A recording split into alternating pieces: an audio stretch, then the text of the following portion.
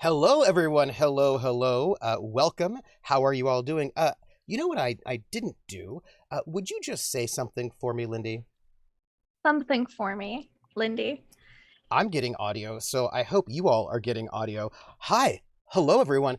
Welcome to the season 4 premiere of City of Light and Shadow, a Fate French Resistance campaign with some of the best cast in the entire universe. And I thank you, everyone, for letting me know that the audio is sounding good. I don't know if you know this, but I have switched up my setup because I currently am in a different part of the country. And if you want to know, this is, my background. This is the ladder that goes to my bed, which is right up here. So if you ever see me doing this, I'm holding onto my bed. So I thought you were just trying to look like that really cool person from the 90s. Oh, yeah. You'd like lean. I feel like if I were trying to look like the From 90s, anime. I'd have to have like the kind of Beverly Hills Butterfly 90210 Yeah. sideburns like Luke Perry or the other one. Hmm. And also I think you have to have like frosted tips.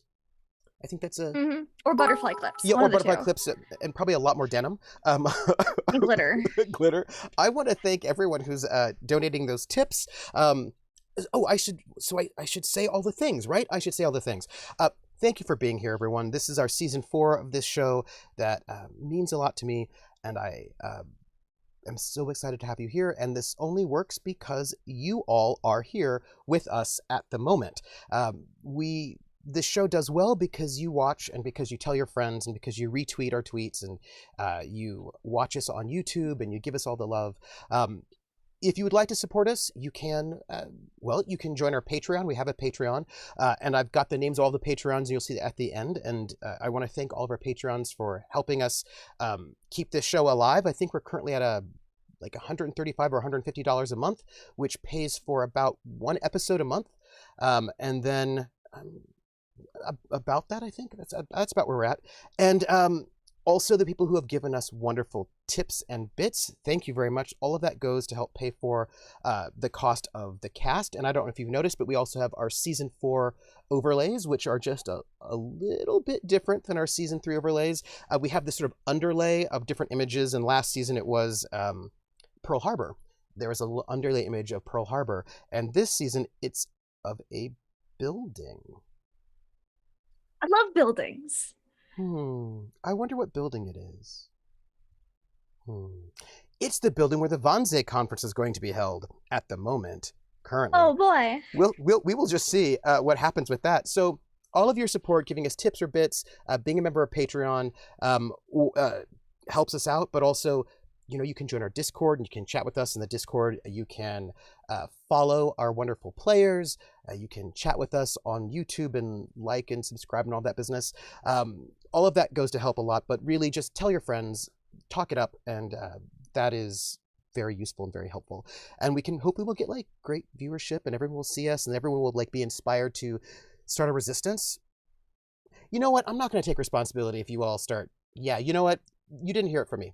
I would like to introduce our players. This month we only have one because we have a solo episode, and last season we had duo episodes. This season we have solo episodes, and I'm very excited for the solo episodes. Solo episodes are one of my joys because I really love, for many reasons. One of them is that in real life, when agents were by themselves, it was really dangerous, and they never knew if they would make it. And then when they would go and meet up with their friends, they never knew if, when they showed up, if their friends would show up or if they've been captured by the Nazis and turned, and if there would be betrayal. Nobody knows. And so, of course, I need to remind the rest of the cast, they don't get to watch the solo episodes because solo episodes are secret. Yeah. So, I would like to introduce one of my dear pals, somebody who's playing, well, I'm not going to say, she'll say, but I would like to introduce Laugh Love Lindy, who is kind and awesome and hilarious and sassy and also ingenious and a little bit dangerous. So if you could introduce yourself and tell us who you're playing, and if you would answer a question, which I need to. Ooh. Yeah, because I like to ask a question for each session. That's right. Mm-hmm. Your question is, I'm curious to know, what was the most... Ooh, I have two questions. Both of them would be really good. Ooh. Yeah. You can ask them both if you want, because there's no one else to ask questions to except for me. Okay. I'm probably putting myself in a bad spot here, but do it. Just start off the season with 2 questions. I will. Question 1. At the height of your fame, before you were, how do I put this, less visible outside of your house, you... Because your husband, was worried about your weird. health. Yeah, weird. Yeah. But when you were still playing, when at the height of your fame, how did you deal with the pressures of celebrity back then? That's question 1. And question 2, and again, don't read anything into these questions. No, yeah, of course not. Yeah. I just want to know how you dealt with the, celebrity back then at the height of your fame, when you were in public more, and then the second question I want to ask you is, in Frida's life, what was the most physically dangerous situation she'd ever been in? Ooh. And how did she deal with it? Those are interesting questions. For no reason. I'm not bringing up for any no reason. reason. Yeah. So I'll kind of try to half think about those while I do my intro thing. Hi, I'm Lindy, Laugh Love Lindy, and I'll be playing Frida Engel, German opera singer, famous German opera singer, actually, known as the Berlin Nightingale in some circles, who had just been tragically kidnapped and was miraculously rescued just very recently. It was quite an ordeal for her.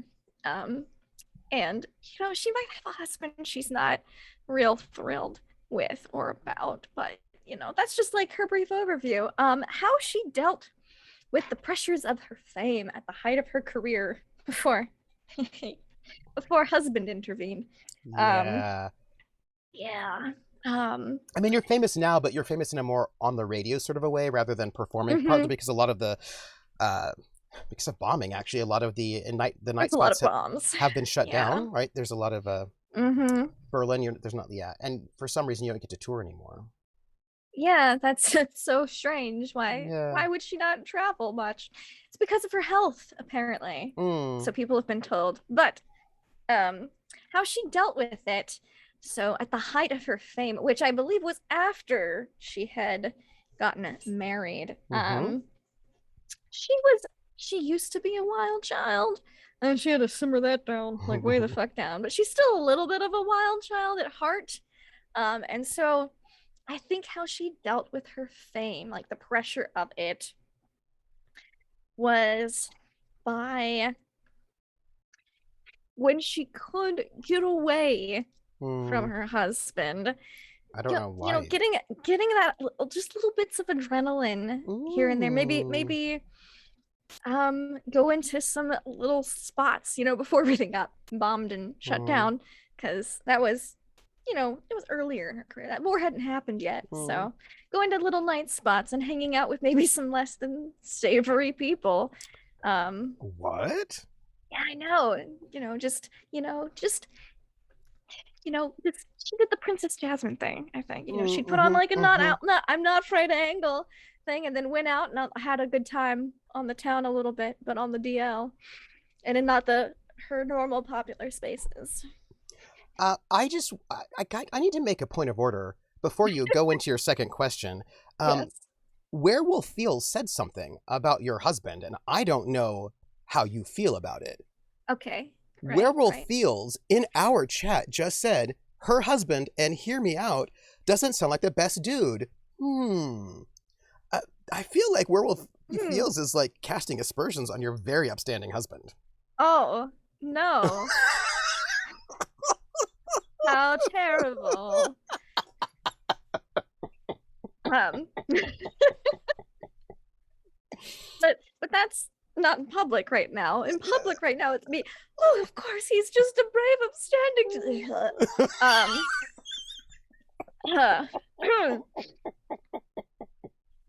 Excuse me, I don't know where that came from. It just, yeah, up to my poor health. Yeah, that's why you keep vomiting whenever you talk about your husband. It's just because you have poor health. That's That's got to be it. Yeah. Wow. Weird connection. Weird. And the most dangerous situation she's ever been in and how she got out. Ooh, I'd like or to how think she this was dealt with it, like how she responded. Yeah. So I think that would have been before she had any sort of fame. I think that would have been when she was much younger. Like early 20s, maybe late teens. Maybe her uncle said, hey, try to avoid this stretch of neighborhood. And she was like, but it's a shortcut and I'm late for the such and such at the theater. And she took that shortcut. Maybe it didn't quite go well for her because I don't know. Maybe people knew who her uncle was and they weren't very happy about her on their territory. Oh, yeah. And I don't think she got seriously injured, but it was very scary. And I think that in that kind of danger, she's really not a person to lose her cool very easily. So I think she may have emotionally just kind of shut down until afterwards.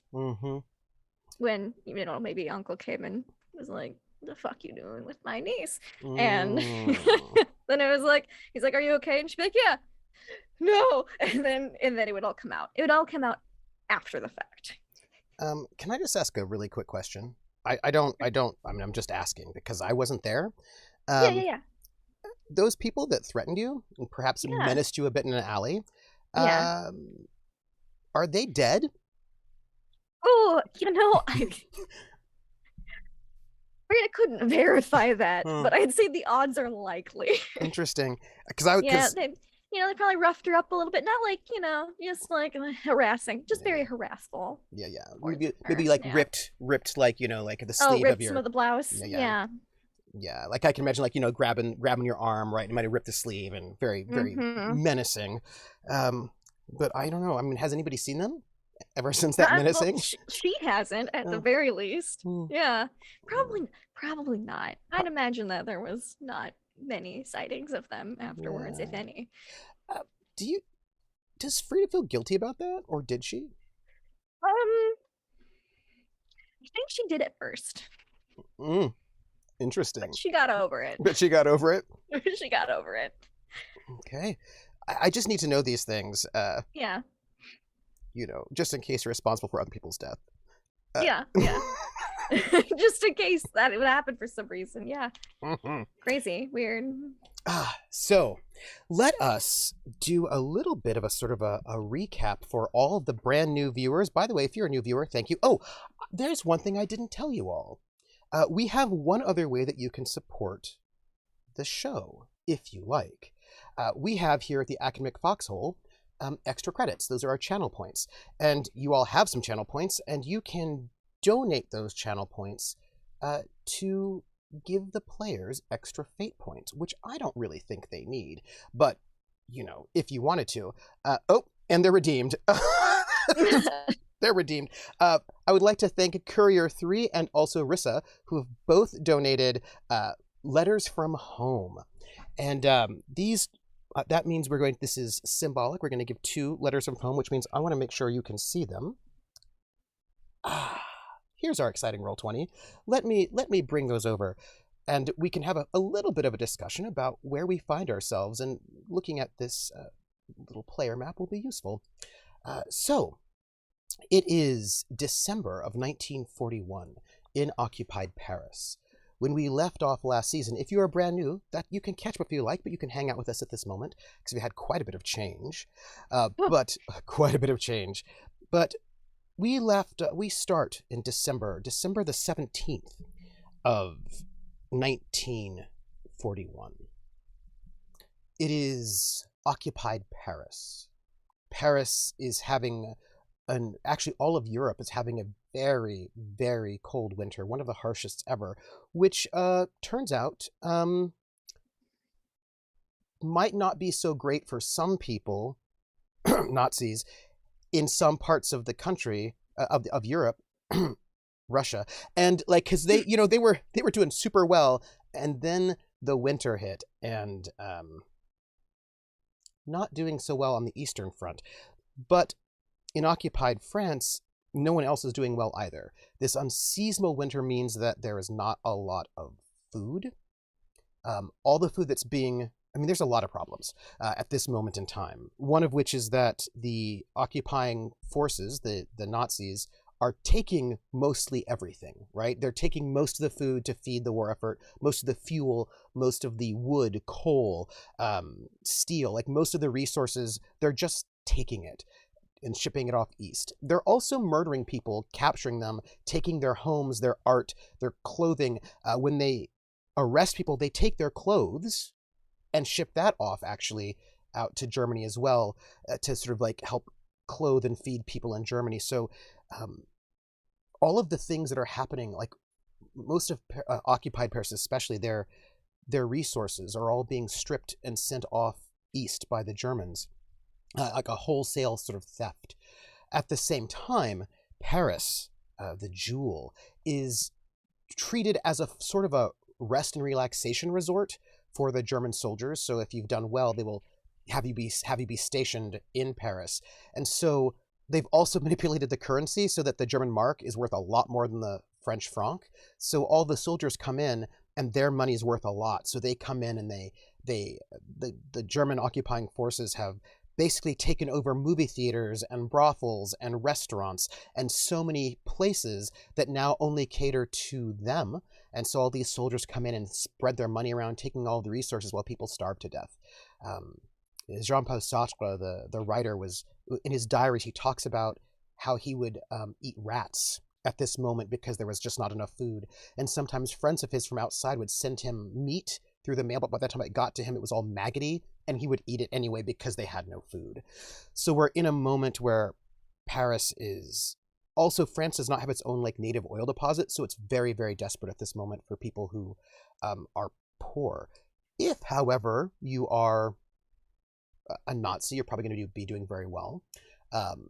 Or if you're really rich and French, you're probably also doing really well. Or if you're a collaborationist, you're probably also doing okay because, if you collaborate with the German government, they will give you money and resources, and maybe you need those money and resources to feed your family.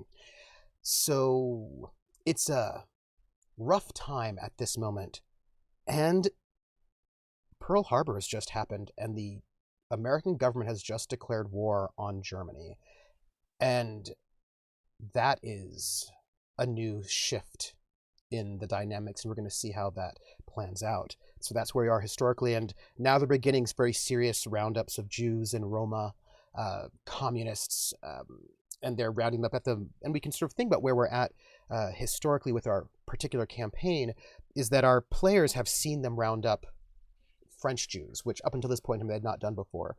But thanks to the work of our heroes, who have done some sabotage on rail lines, none of those people who've been rounded up are able to leave France, so they're being kept in a transit camp here in France rather than being sent off east somewhere, which would probably not go well for them. So at least it's a reprieve. Our heroes, who we call Bricktop's Brigade for a nightclub they used to be based out of but are no longer, currently have as a cover a florist shop, a sort of a high-end floral boutique. And all of them at this moment, every single one of our players, fascinating to me, are all playing people who at this moment, they're playing sort of like complicated double agents, people who are very high profile, all of them. Yeah, like very high profile people who are very much in the eye of the occupying forces and the Vichy government. And they're playing a very complicated game of being very public while being secretly a member of the SOE, the Special Operations Executive, which is a British organization that trains guerrillas to go in and sabotage and gather information. And we have 3 Germans and an Indian prince who is Oxford educated, who are currently in the elite circles of occupied Paris trying to do their best. And they do know that soon, in a little over a month, there's going to be a conference in a building in Wannsee. And they don't know what the conference is about. All they know is that a lot of high-level members of the SS and administration, like the government, are all meeting. And the only data they have is a list of different countries and how many Jewish people are in those countries, with a big total number of like 11 million. Like they don't know why that list is there, but they found it. They're also in a little bit tricky thing that the reason why they have that information is because they stole it from the conference center when they were there. And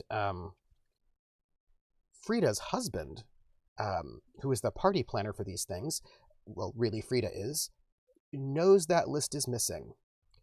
And he recently has been tortured, which is where we're going to sort of bring up our episode. With that, Frida escaped with some members of the resistance. Actually escaped. Yeah, escaped Berlin because for some reason she didn't want to hang out with her husband. Who knows why? And she made her way down to Paris, and she's been hiding there. She was going to leave the country and sort of make her way to England, but she decided to stay because she realized that the only way they'd be able to go back and stop this meeting or bomb it or do something, sabotage it in some way, or gather information, find out what the meeting's about, whatever. I have no idea what they're going to do. That's all on the players. I don't know if they're going to bomb it, if they're going to bug it, who knows. But the only way to do that would be to have her stay. She was looking forward to leaving, but she's going to do her duty, and she's going to stay. So they had to get her back in good graces, and so they staged a kidnapping.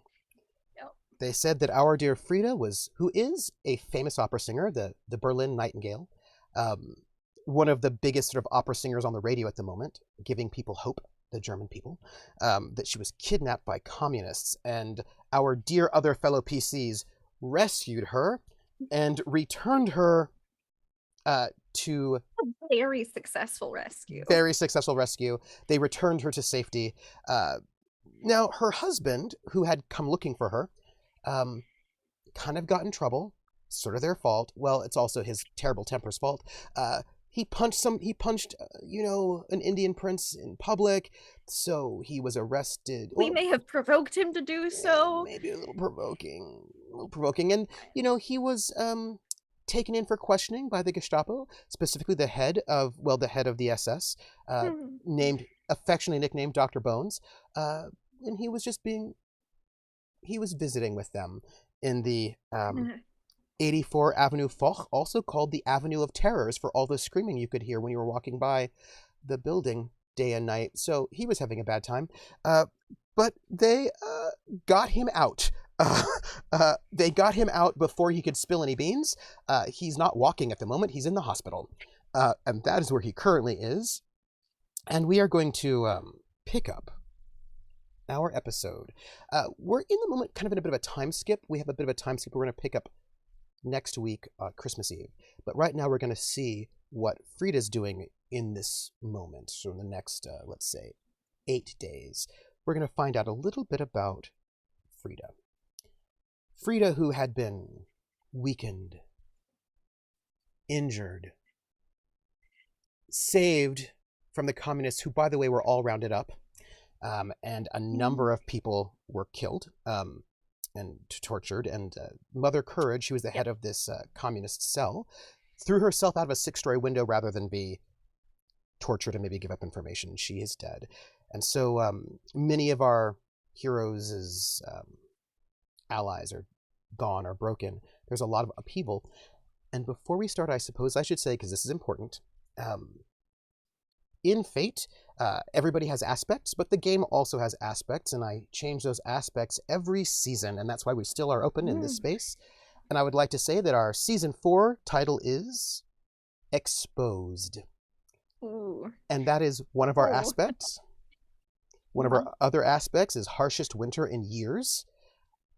Current issue, allies far away or dead.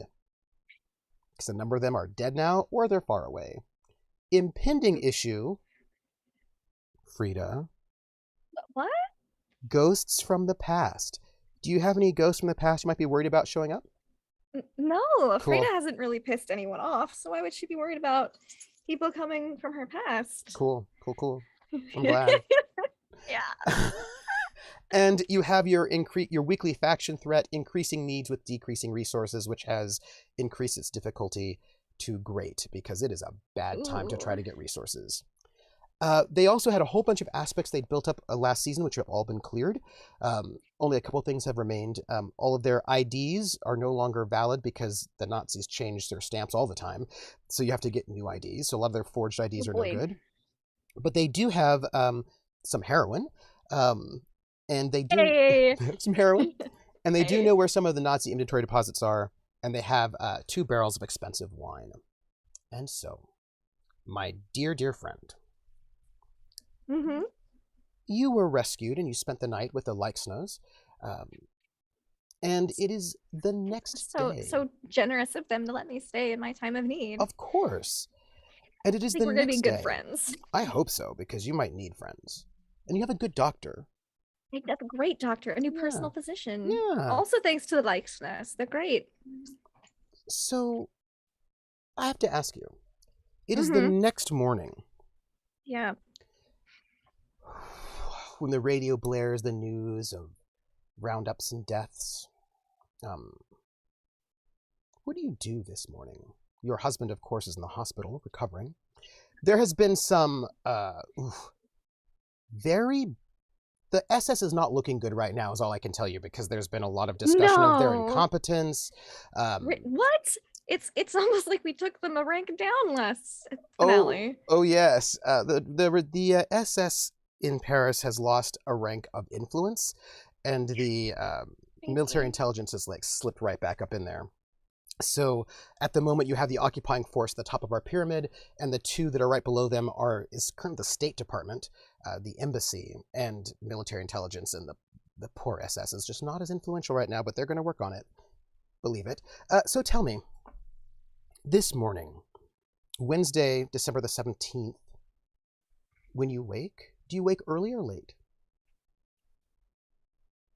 I think early, because there was a lot that happened. So imagine she went to bed fairly early, just as once the adrenaline of everything wore off, it was like, okay, I'm asleep. And so she's up pretty early. And also she's been waking up early lately anyway, so it's probably partial habit. That is fair. How early? Ooh, probably dawn. Because that's been about when we've been waking up, is dawn or just before. So I wonder if I can, I'm going to actually just, oops, that is not what I wanted. Give me a second. I want to move tab to new window. Thanks. I just want that somewhere else. There we go. So what do you do this morning? If it's dawn, I imagine actually Regina and Oscar are probably up and doing push-ups. I know them. They're probably up and doing push-ups. I have met them before. What do you do? Oh, not push-ups. That's a given. Freda is not. She's also been starving herself for the past month. And yeah. Oh, I should mention where you are. You are at the Hotel Majestic, which is where the headquarters for the occupied France is. It is. I have a photograph, if I remember correctly. Let me see. Ooh. Where is the Majestic? Did I just delete it? I might have deleted it because sometimes I do that. Sometimes I'm just like, oh, I don't need that anymore. Oh no, it's there. It's great. I do have it. I'm so glad that I didn't get rid of it. Here we go. Ooh. There you go. That's the Hotel Majestic, which is one of the most expensive high-end hotels in Paris, which they've just taken because Nazis. And And the general in charge of Paris is there. Like all the main administration for the occupying forces are there. And the propaganda department is there. And of course, the big German high command, they tend to basically stay in the same places where they work.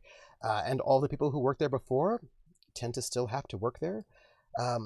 And you have room service, and there's like a wonderful hotel restaurant that's very expensive and luxurious, and of course you get to eat there. And Wow. there are maids who will take care of you. What do you need? You are in the lap of luxury. You have warmth and heat and food and high thread count sheets and anything you would want. Ooh, well, I think that she would get ready for the day, first of all, while they're doing their push-ups, and things, because that's a thing. Her consequence of battered and bruised is recovering, but she still looks well, not great. But she would do great care to borrow Regina's makeup, because she wouldn't have anything here, of course. And do herself up. Not a lot, but enough to be public presentable. She still wants to play on the, oh, I'm so weak and, aspect, but enough to be like, look, she's trying. How bold of her. And you do have two different aliases, actually, that you go by. She does. Yeah, right now she's getting ready as Freda. Because she has someone she wants to visit this morning. Oh, interesting. I wonder who that might be. Yeah. So she gets ready, but not too ready, because again, she got to play up that pity card while she's got it. And she would borrow a dress from Regina, because she doesn't have anything here in Paris. Of course not. Of course not. Yeah. And a string of pearls, which she's not actually borrowing. That's the one piece of jewelry she hasn't put in the sell to a, on the black market for money to help out my crime syndicate pile. But they weren't gifted by her husband, and so he doesn't really, no one really know what they look like. And she would go down, get some breakfast. When you arrive downstairs, the restaurant. And she'd borrow like a hat or a shawl or something, because it's just so cold and she has no meat on her bones right now. Also, not to totally help with, trying to be, a little down low on the street, but not in the hotel, of course. Right. The restaurant is beautiful, and it's pretty early, and there are a couple of people eating here or there. You mostly see clearly some Nazi officials. It's interesting to you because when you look around, you don't see a lot of civilians. This is pretty early in the morning. There are not a lot of civilians there. You get this sense that when it comes to wives, that's tricky. Most people did not bring their wives with them. No, they did not. They did not, unless they're married to French women, right? So some people are married to French women, so some people's wives are already here. Some people, if they're very big, they might have a wife, maybe, but many people did not bring their wives with them. Make of that what you will. So it's a kind of a tricky sort of environment, but there are a lot of wealthy and influential people who are French who like to be here. But this early, it's fairly quiet. There's sort of like a sleepy maitre d' who sees you, and of course there are guards everywhere, right? At this point in time, like there are men with guns everywhere. Soldiers. Oh, I'm so glad that there's guards here. It's such reassuring. So reassuring. Yeah. And the sleepy maitre d' so safe. It's like, Madame, would you like something to eat? Oh yes, please.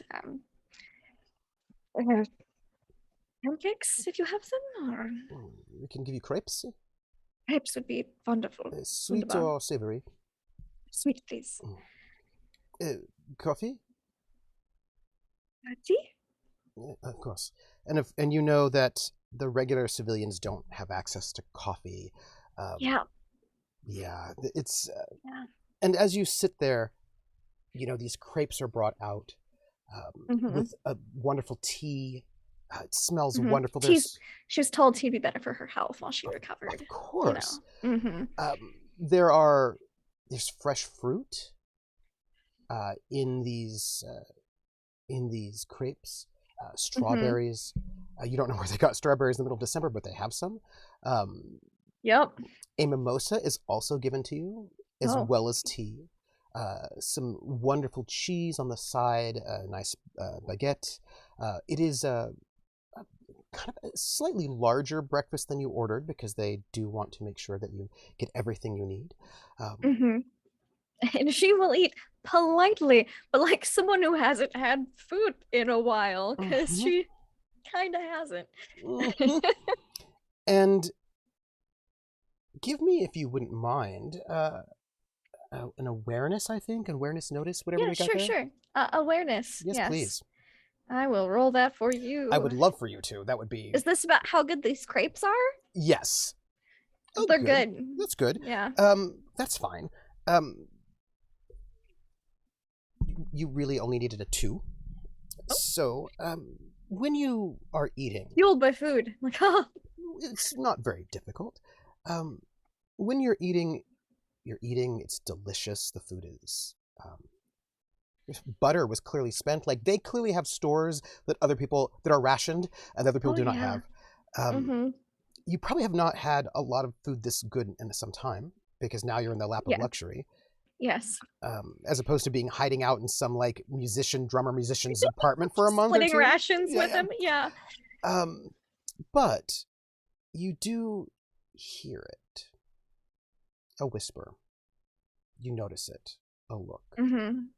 There are people in corners in the lobby around who see you, and they're whispering about you. You don't get that sense of danger, right? Like, oh no. Not danger whispers. No, it's not danger whispers, but it's... Clearly people know who you are. And clearly... she matched her picture was in the paper and stuff and things. Yeah, if it would be, it'd be in today's paper. And you have not seen today's paper, but... Nope. Not yet, at least. Not yet. Not yet, but clearly... And she looks a bit battered and bruised, so yep. Yeah, but there are whispers as people clearly seem to know something. And it's a little bit of excitement. But the eyes are on you as you eat. Let them look. Let them see how absolutely famished I am. No one approaches because they're respectful. But that's nice. There is a sense of something about to happen. Oh no. A sense of excitement in the air because there's a celebrity sitting right there. Do you know what I mean? So there's this kind of oh, right? What does this mean? And what's gonna happen? And so this little excitement. She's asking herself the same question. Yeah. And no one bothers you. And when you are done, the plate clean. It's a clean plate. Madame, would you like a second course? My doctor said I should probably take it easy for the first couple of days. So thank you. I suppose you should wait for your for the lieutenant to come and to join you. He is talking about Holgar, right? Holgar, you don't know. The lieutenant. I'll be like, is the lieutenant? Oui. He said he would be. He said he's sorry that he missed you, but he will be here shortly. Oh. And he puts a cup of coffee down in the seat across from you. Oh. And who knew? Yes. Yeah. And he goes. She's wondering if she should have skipped breakfast, but she was too hungry. It sounded too good. Yes. And so he, after having put this cup of coffee down. Do you know I could get a copy of the newspaper for today? Oh, oui. One moment. Thank you. And he goes off, leaving you sitting at this table with a cup of coffee, a hot cup of coffee, waiting for the lieutenant. The lieutenant. Make notes now. Yeah, and you don't know what that means, but apparently somebody is a little sad that they were a little bit late. I suppose they did not expect you to um, go to breakfast so early, which, Oh no. you know, And eat so quickly and and then eat so quickly. maybe just leave. No. Mm, Oh, but not no. That would after hearing about him now, that would be rude, it I would be, guess. wouldn't it? It It would would. be. It would. I need one thing before we go. Mm-hmm. Give me a, And she would have asked for a second cup of tea if she was to stay longer. and as you are sort of waiting for your cup of tea or the newspaper, it's this little awkward moment where when a man in a sharp, crisp uniform and also the maitre d' come up at the same time. Like it's that little awkward moment where they both arrive at the same time, and the man in this he's in a an army uniform, so Yes. as opposed to an SS uniform or Navy or Air Like Force. almost he's part of military intelligence. Well, I Could mean, be. how good is your knowledge of military uniforms? Well, her husband's a colonel. Mm, And she's catered for so many military events. I'd like to think it's pretty good. that is true. He does not have any kind of markings of intelligence.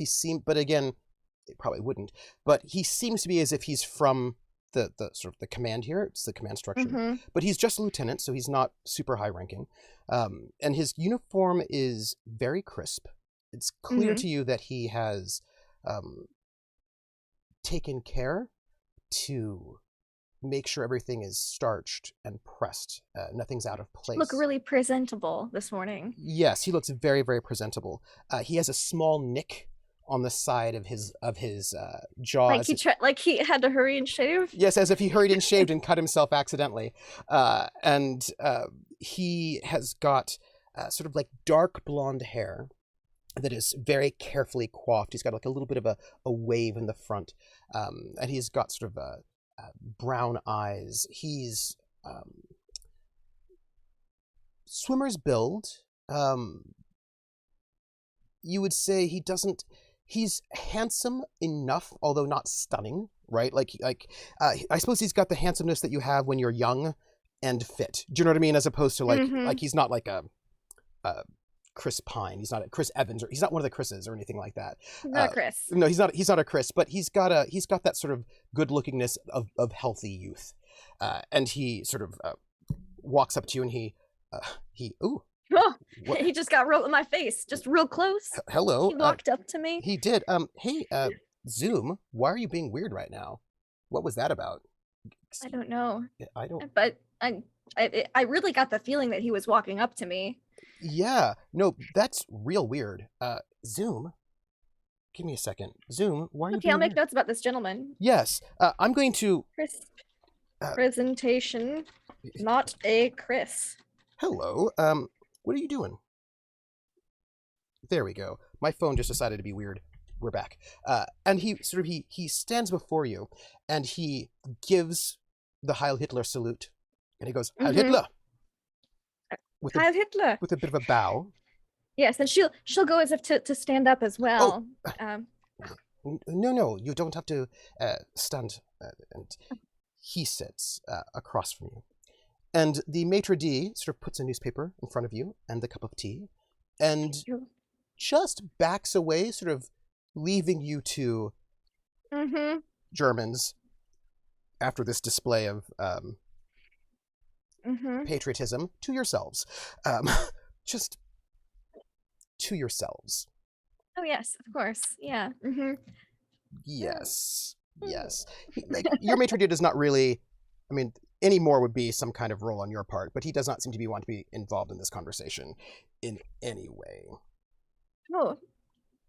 Yeah. Yeah, you would, if you want to know about him, you'd have to, that's a role you'd have to Would make. that be another, like, a weird empathy role, perhaps? Yes, it would. To try to, I'll roll an empathy. Maybe this waiter's not terrible, and I can... What does that mean? Thanks from fair. Fair? All right, well, why don't you let me roll? His little self. Yeah.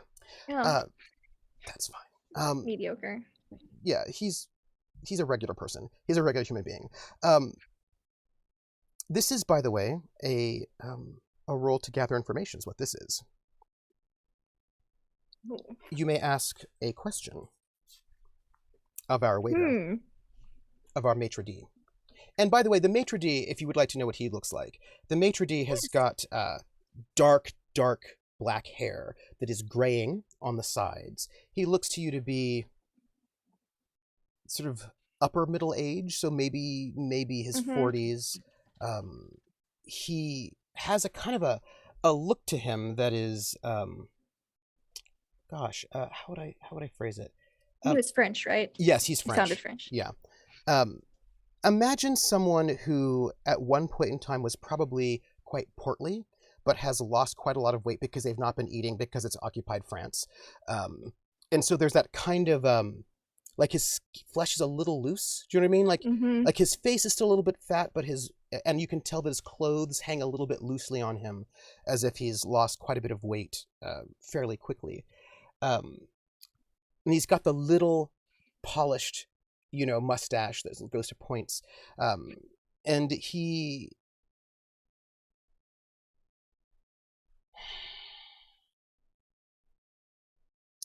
has got perfect manners, right? It's clear That's that he good. knows. Yeah. Your sense, because you've been around the block, is that this is a person who has been a maitre d' for a while, right? Has got experience in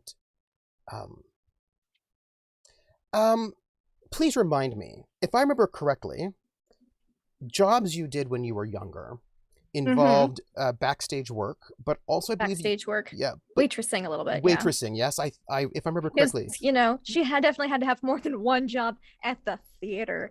She did odd jobs, make ends meet. Family was not wealthy. I remembered that you were doing some waiting. So I will tell you this. Which is why she was also fine at the party with the wait staff.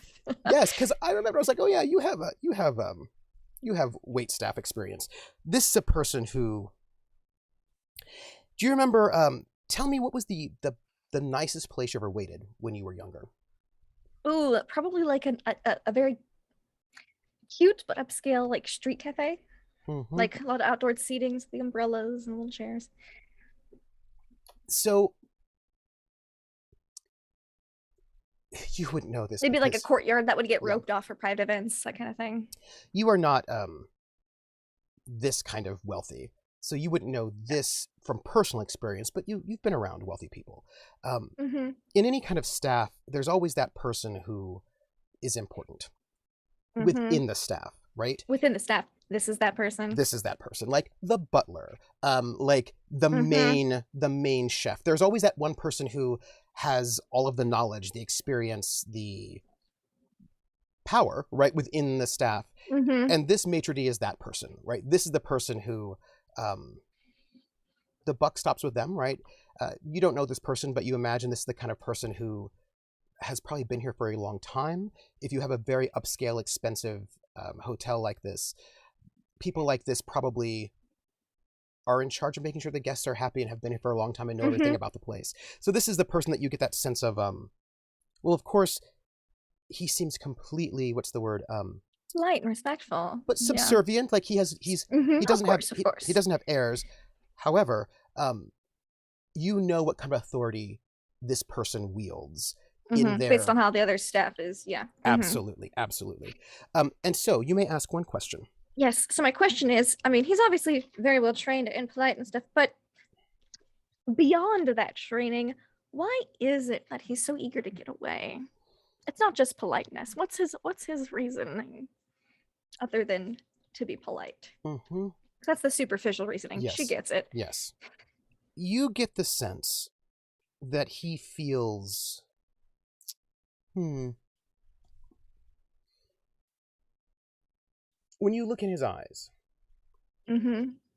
you see a mix of feelings as he steps away. One, of course, is just simple distrust. The other is fear. The other is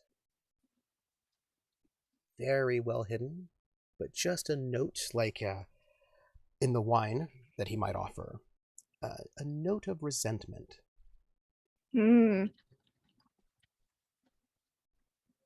this is his home, Mm-hmm.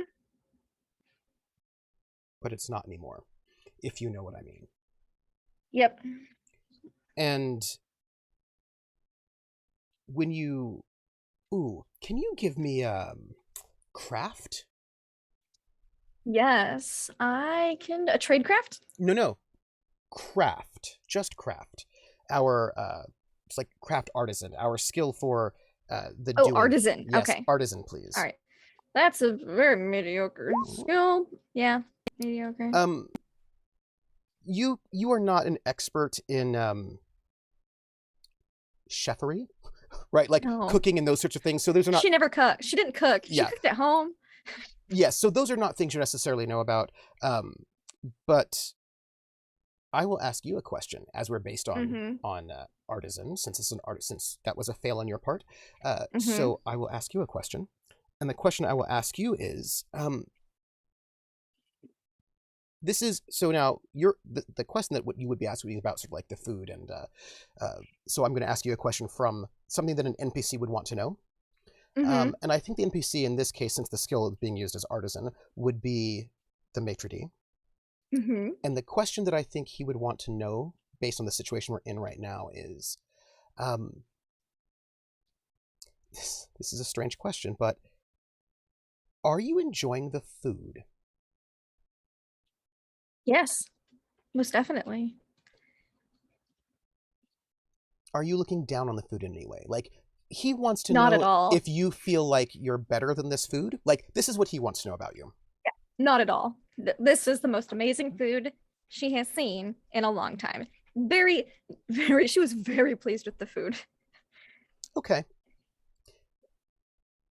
That gives him some information, right? Because people come in and sometimes they're snooty. Do you know what I mean? Like, they're all snooty. Yeah, there is no snootiness at all in how she consumed breakfast. It was polite, the way she ate, proper manners, but she very much enjoyed it, and she tried not to rush through it, even though she was very hungry.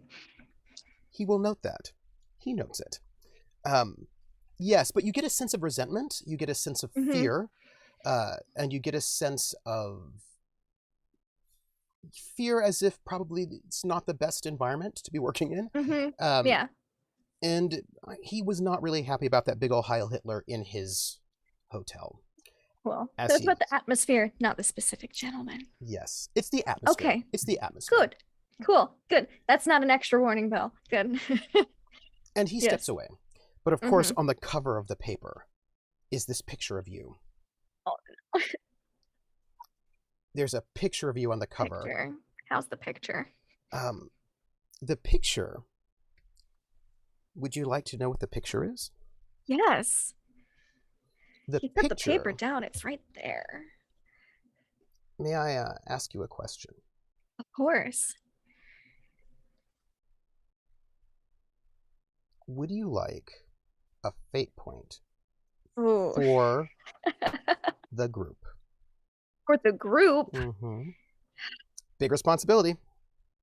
Yeah. Well, I mean, that's a pretty group-like fate points. But also, this is the newspaper. It is. I will tell you what aspect that I'm going to be invoking for this fate point, for this compel. Okay. Exposed. Oh. Exposed. I feel like we can work with exposed to a certain extent. Okay. All right. Because we did try to make this a very public endeavor. You did. So I will accept this fate point for the group. I will give you this Hope fate y'all point. don't hate me. An extra fate point for you all. And by the way, I'm going to give you a choice at some point in time. As you look at this photograph, it is pretty amazing.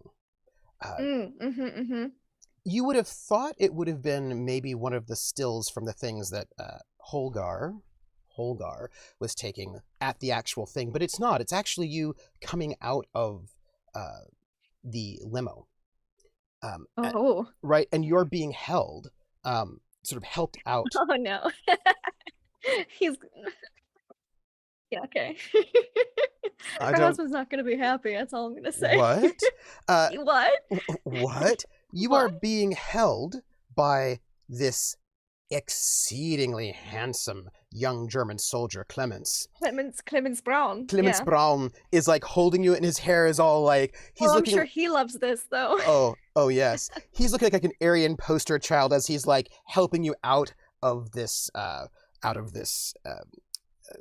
limo, and you of course are looking so desperately wounded, and Mm-hmm. in the corner of the photograph, that is like the center of the photograph. Oh yeah. But in the corner of the photograph, Holgar is there, right? Like you can see sort of Holgar and Regina in the sort of the background of the photograph. There's just like because they were sort of coming out of the, and it just says. Imagine it's like half blurred because of the way photographs. The depth of field was not amazing, and photography at this point in time was not amazing.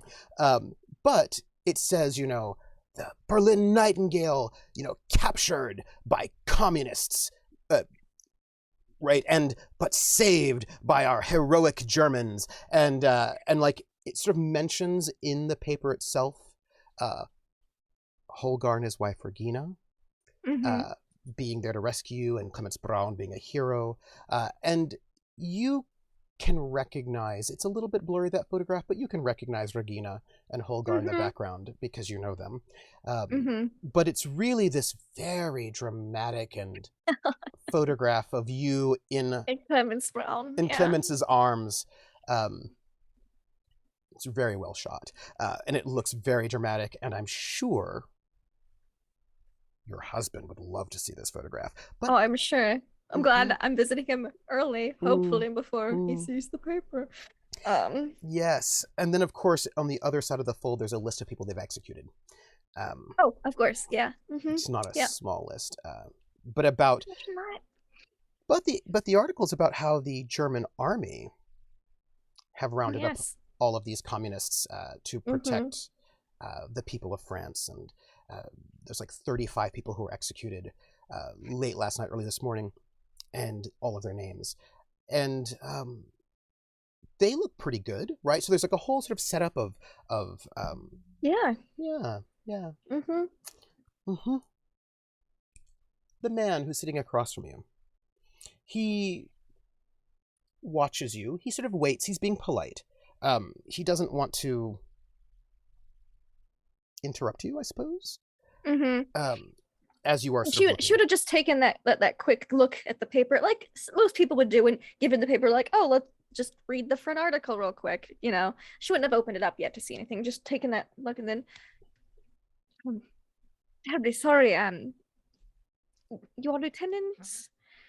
And he sort of nods to you, and with his hat on the side of the table, and he's sort of waiting for his breakfast, which he doesn't have, but he's sort of just waiting for it, and he just has his his cup of coffee, and he goes, I'm sorry, I'm Lieutenant Spahn, Martin, you can call me. It is a pleasure to meet you. I'm so sorry for your ordeal. Oh, and of course, there's like a shadow that comes over as soon as he mentions the ordeal. It's like, these things happen, I suppose. People sometimes. So, I will be your attaché while you are here. If you need anything, please tell me, and I will get it for you. I will drive you where you need to go. I will make sure you have, of course, protections. The streets are a bit dangerous. I will take you to all appointments that you might have. Anything you might need. There are many people, of course, who have been clamoring to be on your dance card. Thank you. I did not realize I would be receiving an attaché. Well, I'm here, but it definitely helps me feel much safer. You would never want the Berlin Nightingale to be in danger as you were. While you are here in occupied France, we, the German, the fatherland, will protect you. Especially after all that has happened and the various embarrassments. Much appreciated. You're safer already. Good. So, let us begin. First off, I should let you know that I have listened to you on the radio many times. I'm a huge fan. I have to say that my favorite performance of yours was when you were playing the Empress Sissy in the Congress dance. This was wonderful. It was so romantic, and you are, I think, I've seen many women sing the role of the Empress, but I always found you the best. You had a sort of a delicacy, but also a strength.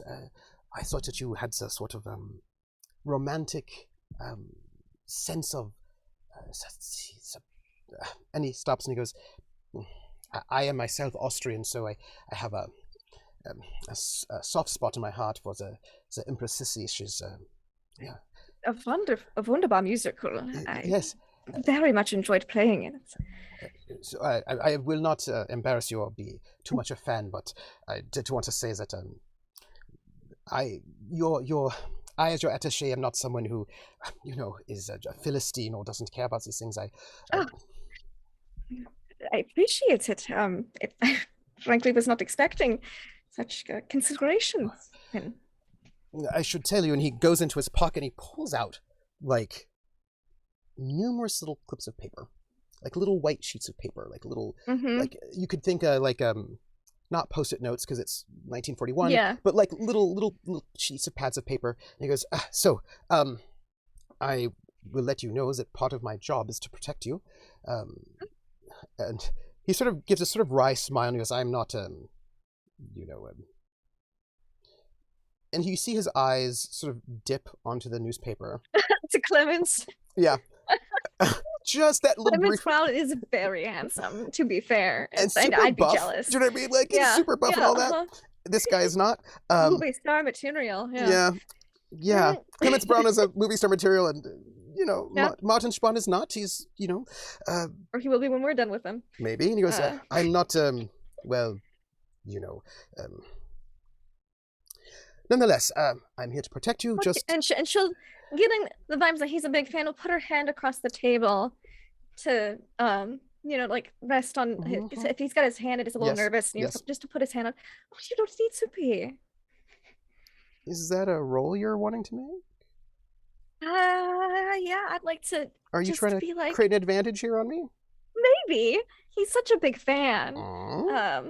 Maybe just be like, oh, it's all right. I like you just the way you are. Like, you don't have to be Clemens Brown. Like, save the heroics for the youth. Dependable is what is necessary right now. Kind of like those kind of vibes. Regardless of how she actually feels. Definitely, yes. I'd like to try to create that advantage. Please do. I would just love to. That would be. It sounds to me like that's a rapport. That you're being sort of rapport-ish, as it were. Feels like. Yeah. I will try rapport. Let us see how that goes. Fair. He will take his will. You are beating him by 1, which is enough to get an advantage. And I'm going to just give you 1 over here, just a little advantage. Let's just call this, what would we call this? Let's call this,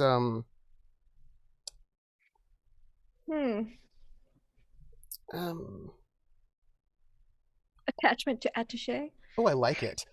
No, attaché attached. Oh, attaché attached. Yeah. Right, because he's attached to you. He is. And as you pat his hand, he sort of blushes a little bit. And he goes, well, what I mean to say is, I'm here to protect you, and so what I will be doing is making sure that you do not get overwhelmed. So, thank you. These are requests to see you, and anyone you do not want to see, you tell me, and I will tell them that you're busy. And he hands you over this stack of 5 pieces of paper. Okay, I was gonna say I'll fix the stack. About 5. It's dawn of the next day. It is dawn of the next day, though. I imagine there will be more coming in. Yes, but there are 5 already. I'd like to also imagine that his breakfast is coming out at this point. And so that she can be like, oh, what about you eat your breakfast? I will look through these requests. Thank you. And it's like that way it's not awkward for him to eat while she's not eating. Yeah. And it's he's just like a croissant with some jam and butter. Fast breakfast. Yeah, and like a little bit of I was already done eating. Yeah. Yes, because he's like, oh no, I just got to get that fast. And he's he's put together, but clearly he has been a little bit rushed. But he's your assessment of him is that he's a social person, right? That he is a person who's meant to interface with people, and he seems to be good at it, if not he's not, it doesn't look like he's exceptionally experienced, right? He's sort of youngish, good. but he's a lieutenant, which means he's young. Yes. But he seems to be, how do I put this? They wouldn't give you a slouch because you're important. Okay. But also, it was a surprise, so it's not like, you know, like, yeah. It's not like they had somebody just waiting for you. And when you look at this list of 5 bits of pieces of paper. Yep, I'm getting ready to write down some names here. Are you ready? Okay. Yes. Yep. Good. So first off, the Abets, the ambassador and his wife, would love to see you. They would love. I'm sure they would. They would love to have lunch with you. Oh. Although you get the sense that it's mostly his wife who's probably going to be there. He may or may not be there, but clearly, she will be there, and she wants to have. She wants to have lunch with you. You also have a request for an interview from the local paper. That is also happening. So clearly they want to see you. There is a request from, can you give me a singing information roll for me, if you don't mind? Singing information roll. It's an gather information, but based on your performance. Oh, okay, so just roll perform. Yeah, cool. But I believe you have a specialization in singing? I do have singing specialization. So you get a +1. Cool.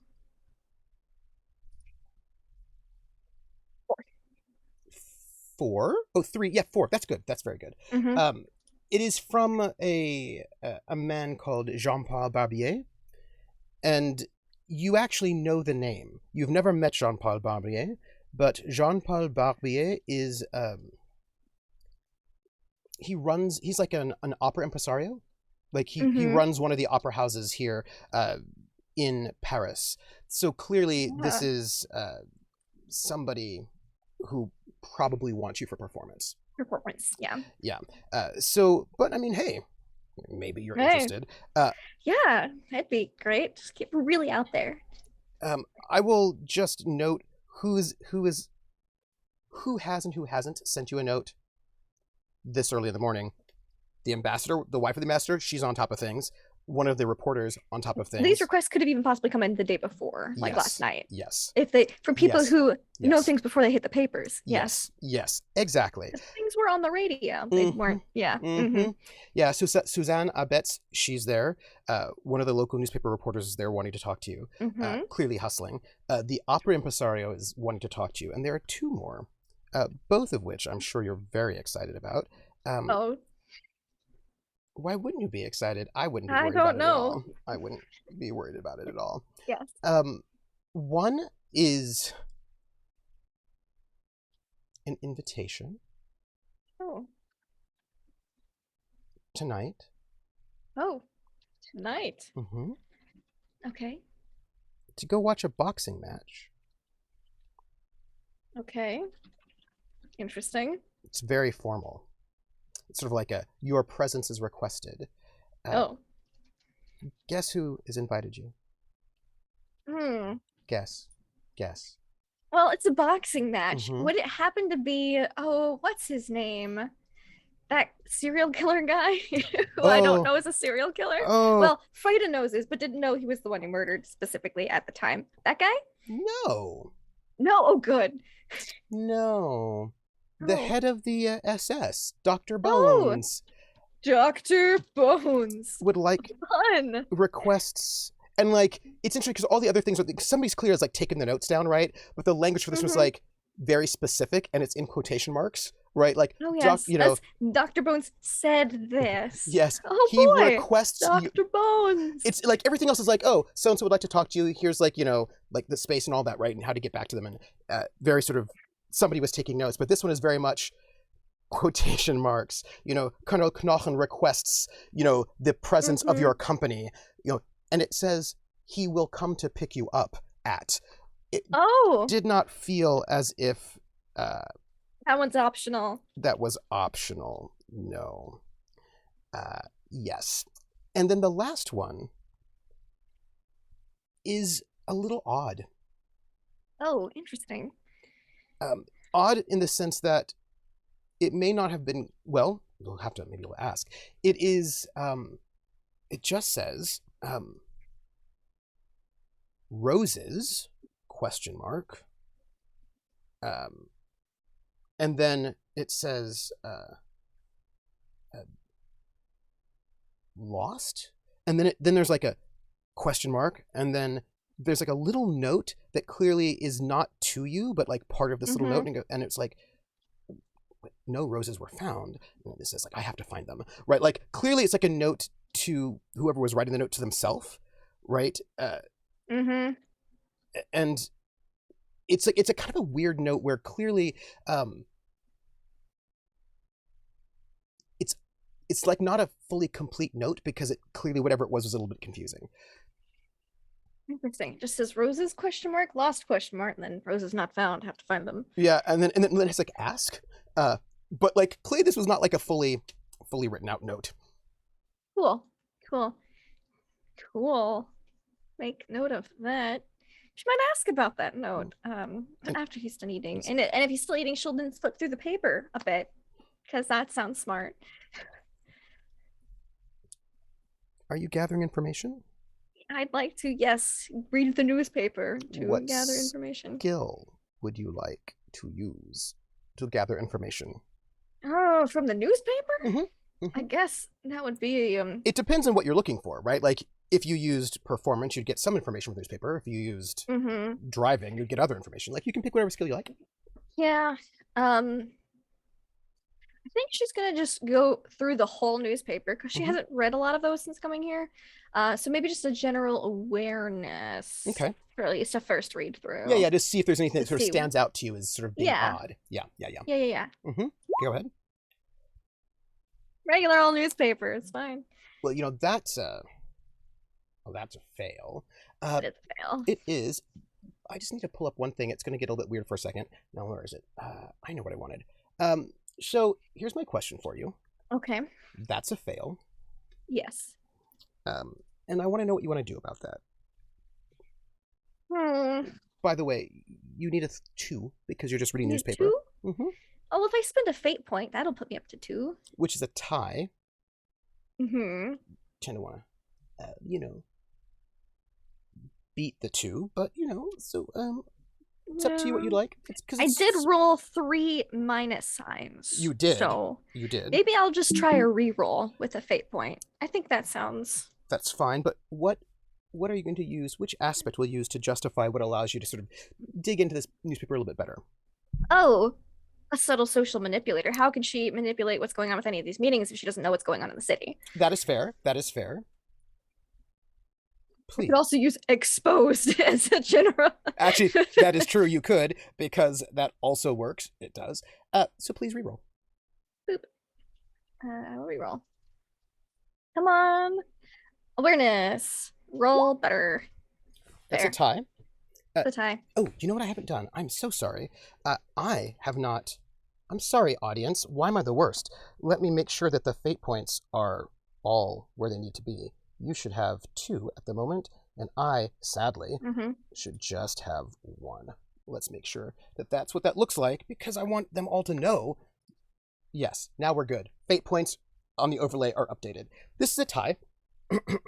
Would you like to... You may ask a question of me related to the skill that you used at a minor cost. Yeah, I think that sounds good. Reading the newspaper. So traumatized. So let's talk about the minor cost. Okay. So we need a minor cost for this question that you're going to ask for this, me. Poor newspaper reading. I feel like the minor cost should be, and tell me what you feel about this, is that all of this is going to mean you're going to be a little bit late to your next appointment. Okay, that's fine. Just a little bit late to your next appointment. Sure. Sounds good to me. Sure. Which I imagine is probably that lunch date. Or seeing your husband, right? Because it's... Or seeing my husband. Yeah, she does want to see her husband first. So perhaps a little bit late to seeing your husband. Yes. So, cool. Yes, great. What would you like to ask me? You may ask me any kind of like a good general awareness from looking through the entire paper and getting a sense. And I'll just give you a note. This is the German occupied newspaper, right? Of course. Yeah. This is what they've, well, that's a hard thing to say. They have newspapers in German for German troops. They also have Le Monde. They would have given you either one because I know that you speak French as well. But of course, it's not the Le Monde at the time. It's a different paper. It's a different title. But if that's also has to go through German propaganda. So whatever you're going to get is, well, going to be filtered through the German propaganda department, regardless which paper it is. Yes. Yeah. Since it's filtered through the German propaganda department, she knows a guy. She does. Is there anything in this newspaper? Because I will point this out, right? This is like you just went through the full paper, which means you've got news, entertainment, sports, local, like international, right? So you've got the entire sort of realm. Yeah. Of aside from a bunch of dead communists. Yes. I'm a little afraid to phrase it, but let's move on. Le temps, was it? Thank you, Willen. Le temps. Is there any? What are you looking for? In this newspaper that sends up any red flags? Just in general, aside from dead communists. Red flags. Because you've asked anything that seems startling or like, oh, that might not be good for us. Can I ask you in what realm are you thinking about? Because there are many things that could be distressing. Oh yes. I don't think she's worried so much about her personal self at the moment, because that's already very chaotic and in a whirlwind, and things could change at any time for that. But for the group, the French Resistance, that whole spiel for her friendos, something that she might want to leave a note with about, circle something and put it up before going back. That is a very good question. You're looking through. I love that question. I love when you ask me good questions like that. I try. I know. So you're looking for little things that might indicate danger. And danger, right angle danger. High voltage. So there's some high voltage. Danger, high voltage. High voltage. Yeah. And as you're looking through, there is a small story about the secretary of German military intelligence found murdered. And that there's a sort of an investigation ongoing to find out who did it, and that the investigation is being headed up personally by the new head of the SS. Elias Jaeger, who you know. Ooh. Yeah, you suspect is a big old serial killer. You suspect is a big old serial killer. That is your suspicion that he has personally decided to look into the death of this woman, and that he would bring whoever did it to justice, and that he already has some leads. Cool. Make note of that. Oh, hey, would you like a bonus? I don't know. I mean, I'll just give you a little extra information if you like, just because I like you. Oh, just because you like me? If it's just because you like me, then I guess how could I say no? Cool. Just look, you only get one question, but I just want to give you a little extra info. Oh, okay. I did read the whole newspaper. Because you read the whole paper, right? I mean, why wouldn't I? So, and I suppose I should tell you that her name was Carlotta. Let me get the last name, because who you would know, and you see her face. That's how you recognize her, right? I don't know if I've ever seen her. You did. She was at the party. Oh, okay. I saw her for the party. Yep. Okay, cool. She was at the party. I was super in disguise at the party, though. My own husband didn't even recognize me. Oswald. Osswald. Carlotta Oswald. And there's like a little bit of like a little bit of a like information about her. Like there's like a little like it's a little bit of a it's not really a full-on obituary, but it sort of talks about how she was the secretary like the secretary to the head, and that she's been doing that job for many years. She was unmarried, had no children, which was said a little bit of shade on that one because she was not young. Yep. She could have been. Frida wouldn't know what that's like. No, I'm sure you wouldn't. Just there's like a little bit of a vibe of like, oh well, why wasn't she married with kids already? Right, in that thing, but that that she was very good at what she did. She was very loyal. A good daughter of Germany. Although probably should have been married and had kids at this point in time because she was clearly like in her early 30s. Not a good enough daughter. Not a of good Germany. enough. She should have been a mother for Germany, but she was a daughter. Yeah. But there's a whole sort of a thing about her sort of loyalty, and there are a bunch of people who are in the military who said good things about her, and there's that kind of weird tension where she's a military person. Well, she's a civilian who's attached to the military.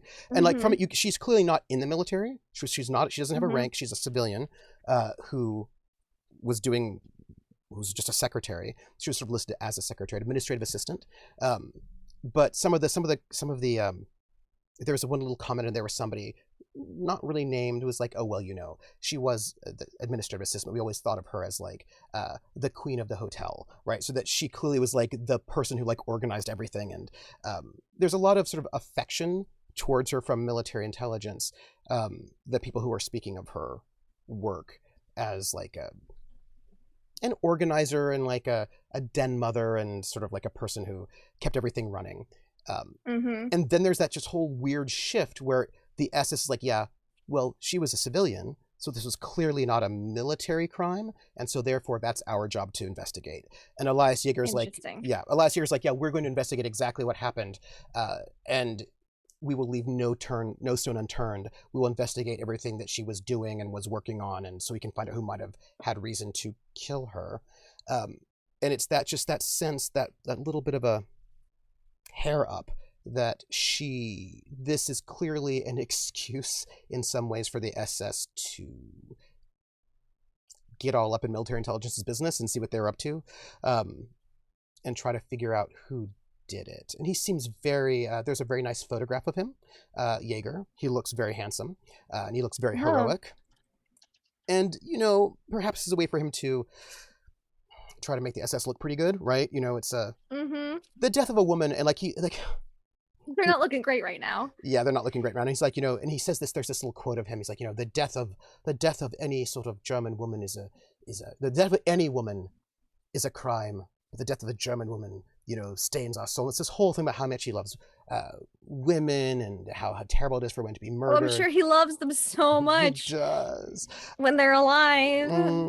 And he, and he says something about like, if anything ever happened to my wife, I would be devastated, and so I will go and find who killed her. Oh, how sweet! For his it's this whole, and he seems very, very heroic and wonderful in this sort of thing. I bet he also says you just have to get in the mind of the killer to figure out. Oh yeah, you just have to figure it out. Yeah. Oh, but I did say I'd give you a bonus, right? You did. Hey, guess what? What? Really, really, really in like the back, just a little story about the fifth prostitute being found washed up from the Seine, mutilated. Cool. And there's like some speculation, like, could this be a serial killer? But then they're like, well, but then, sex workers are murdered often, so maybe there's nothing there. And not like that. Yeah, so that's a little bonus for you. There's a little bit of murder going on, just for you. Oh, cool. Yeah. Cool. Great. Yeah, just a little bonus murder. Yeah, so she'll have read the paper, looked for the notes, and gosh, yep. But I would love to get rid of all of these people. They've been very polite to request. Maybe not all today, but before I visit anyone, I would love to see my husband. Oh, of course, madam. Should I see how he's doing? Yes, hopefully he's be out of surgery. Come, I will bring the car around, and I will bring you, if you would. I'm so sorry. I just wanted to. There was a note there. I don't quite. Yes, I was going to ask about it. I got a call for you. Of course, calls for you go through the switchboard, and I have been up taking care of them. It was a call from a. Apparently, you have a friend here in Paris who sent you flowers to welcome you back to freedom. He said roses, but I did not see them. None arrived, and at least not yet. And he was somewhat mad. It's still early. Yes, but he said that they would have arrived from this little shop, and he was somewhat upset that they hadn't arrived, and I apologize profusely. It's fine. And he sort of picks up the address of the shop. The city has been. It's our flower shop, isn't it? We just didn't get delivered because we haven't been there. And it's like this sort of like order of pink roses that was supposed to be delivered, and he was sort of he's like so he was somewhat rude. Oh, well, perhaps it would be good to get some flowers on the way to the hospital. Yes, he said that if they were not delivered today, which they have not arrived yet, that he would order another 13 long-stemmed roses and have them at the shop that you can pick up. But I will get them for you. I would never make you go to a shop yourself. But after being cooped up for so long, I wouldn't mind getting a shop or two. Oh, anything you want. So if you'll come. Yes, thank you. Oh, I should go back upstairs and see if I can borrow a coat. It is a bit chilly. He takes off his big, large overcoat. If you want mine? Oh, no, you need your coat as well. It would just take a moment. If you get the car, the hotel is very secure. I'll just pop upstairs real briefly. Meet you down here. Yes. And he sort of picks up a cigarette and he lights it because it's the 1940s. People smoke inside. And he sort of smokes a cigarette as he waits. Yeah, and he's gonna get the car fetched. I'm gonna circle some things in the newspaper and leave it upstairs for just the other two to peruse, and then borrow a coat. When you come down, he's there waiting for you. He's up, and he sort of gestures. She looks nice and bundled up. Probably like she's got her snood, but probably a scarf as well, tied up to keep the ears warm. And Chet wants to know the name of this person, and it was a great question. Francois Stahl. Francois. Does that name ring any bells? Nope. You've never heard that name. You do not know that name. You don't know the name. Sure. Cool. Then we'll go pick up some flowers on the way to my husband because it's a nice excuse to visit the shop. You drive. It's totally fine. You drive through the city. The city is. I mean, first off, there are not many cars on the road because if you are French, you don't have. Yeah. There's not a lot of gasoline. There's not a lot of gasoline. So the cars on the road tend to be military trucks, post office. They'll usually on bicycles. So it's like roads, the cars here or there. And of course, there's snow everywhere and it's cold. And he's driving you through the streets of the city as you drive. You can see these red posters on the walls with lists of names.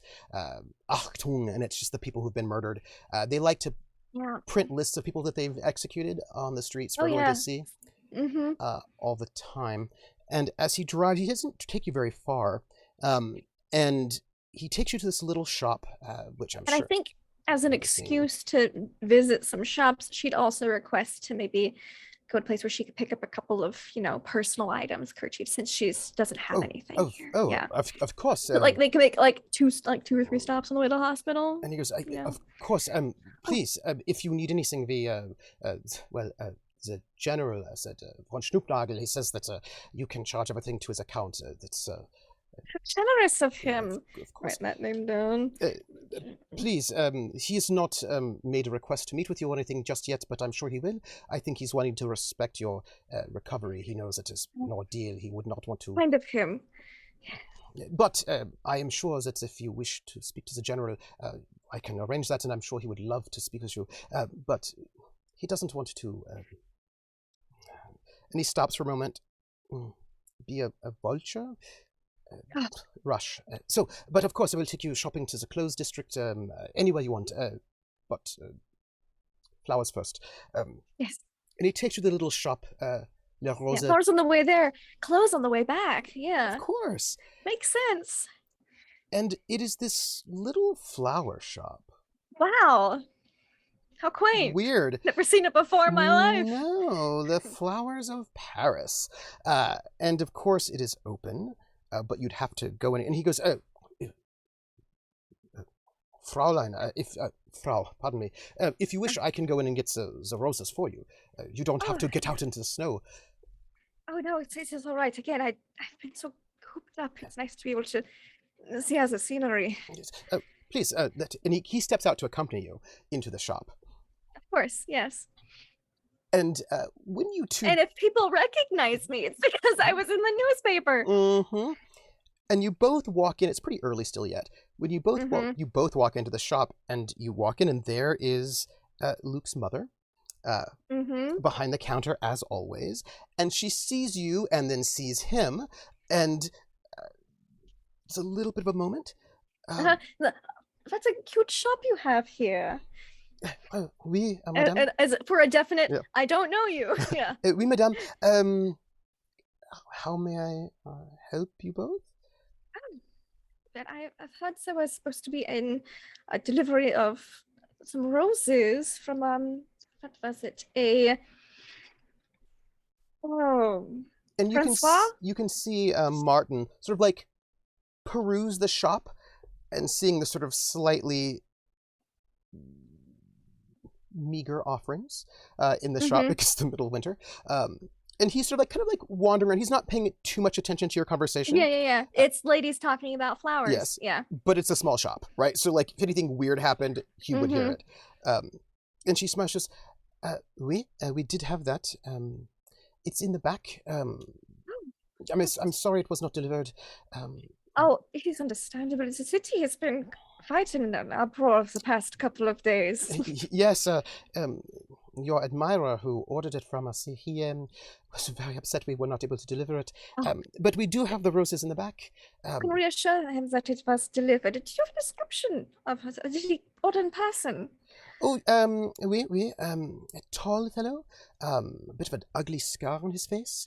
And she's describing Falstaff. Cool. And you can tell there's a little bit of awkwardness. She's not quite certain how to do this, right? She's like, yes, no, she'll not do. Oh, fair sake. I'll let you get the flowers, and I'll do some perusing. I'd like to pick up an additional bouquet if I'm here.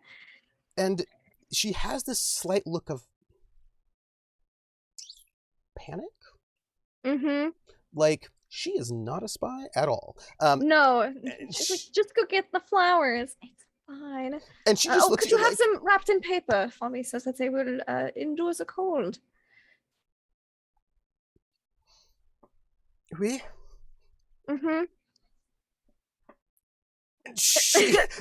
And if there's like a pen and paper like on the counter, yes, she'll just breathe. And she sees the pen and paper and she goes, one moment, and I should make the bill. And she starts writing on this pad paper. He's in the back. And the man, you hear Martin goes, oh, if there's a bill, I will take it. And I'm still deciding on flowers. We're just itemizing. Oh. And she's like, so she steps into the back. And then and she'll write on the paper, tell him to write down whatever he needs me to know on the flower wrappings. And she has this look of relief. I have an attaché. Right. She has this look of relief, like, okay, there's a plan. Like she's like, I don't know what to do. Yeah, because if Falstaff needs to relay info, he can. Because she'll take her some time to wrap the flowers. Because they always have, and if she asks for extra wrapping, they'll stay dry, and also you'll be able to see it. Yes, so. Because what you could tell, she was like, oh, I don't know what to like. Oh, he's in the back, and I don't know what to do with this right now because there's an attaché. She was like, oh, I don't. she's not a spy. So she heads She's off in the not back. spy. Yeah. Yeah. Mm-hmm. She heads off in the back. And he turns around and goes, who is this admirer? Do you know him? Oh, I think he attended a couple of performances back in the day. Is He he a actually danger? did go on tour. Oh, no. Just wanted a great appreciator of opera. I see. Well, all right. If Actually gave me a critique after a performance once. Well, I cannot imagine any critiques of your... And you can tell he seems a little offended on your behalf that somebody would critique you. That seems... But like not in a danger way. Like, Yeah. oh, it's just a real music enthusiast. Yeah. Like, he clearly accepts always- it, but he seems like offended on your behalf that somebody would dare critique you. Mm-hmm. And like... Always had a bouquet of flowers after several large performances. He sort of walks over and he sees one of these sort of small, sad carnations, and he just sort of picks one and he puts it in his lapel. He just He's not paying for that. No, Yeah, he's not that's paying for fine. that. He's not paying for that. It's okay. Mm-hmm. And after, 5-10 minutes, she comes back out with this bouquet of pretty decent-looking roses. Mm-hmm. A sort of nice pink. There are 12 of them, long-stemmed, wrapped up, Mhm. extra special. And she hands them to you, and she smiles. Thank you. And just and another bouquet for my husband in the hospital. And she'll just whatever you have the most of that you're trying to get rid of quickly. And and she nods. This one doesn't need to be wrapped. It'll be in fresh water soon. And then all of a sudden she stops, and she goes, who is taking care of this bill? Oh, she'll do the gesture over for And her attaché. And she writes up a bill. Could you do me a roll? If you have an Yes. opportunity, if you like. It is a Yes. choice. Okay. You can not make this roll, or you can. Hmm. It is a faction action. Ooh, a faction action for Bricktops. Mm-hmm. Uh-huh. Sure. Let's try it. It would be Bricktops a seems competent. resources roll. That's not their greatest stat, but Mhm, if they overcharge for this bouquet, I have a Mhm. feeling it's to Mhm, overcharge for this bouquet. mhm. Just to spend one of your faction stress, your lowest one. You should be clear if you're not already. Okay, for the Bricktops, yes, Mhm. there's no stress. Give me one. Give me one little Okay. stress. Sure. Okay. Mm-hmm. And a resources roll. Yes, please. Cool. Mm-hmm. Fair. Fair. Needed to be better than that, probably. It did. Could I spend a fate point to bump it up by 2? Yes, you can. Or you can succeed at a minor cost. Let's bump it up by 2. Mm-hmm. Whose fate point will you spend? I think we got some letters from home, so I think that would be a good fate point to spend. Indeed. That letters from home is done. And I will give you, if you do not mind... I'm sure the extra wrapping was a charge, so... we're going to give you just a little aspect that you can utilize later if you like. Which is overpriced flowers. Which you can use, when you need some help with your resources, because you might. Yeah, it might be helpful later to have some resources. And the flowers are overcharged for what you're getting. It's just harsh this time of year. I'm sure this guy doesn't know what flowers cost. No, he does not. No, he but, does not. But she does now. But of course, he's going to go and pay this bill for you, of course. Thank you. And she comes Until we back. can get my husband's finances figured out in town, She take a few days probably. Gives you this bouquet of carnations. Thank you. And she sort of nods to you and puts a flower in your lapel. Thank you. You two leave and head to the hospital. Yes. He's in the front. You're in the back. If you wish, I can read the wrapping. Mhm. Yes. Yes, please. It just says, "I found the whereabouts of the man you inquired about."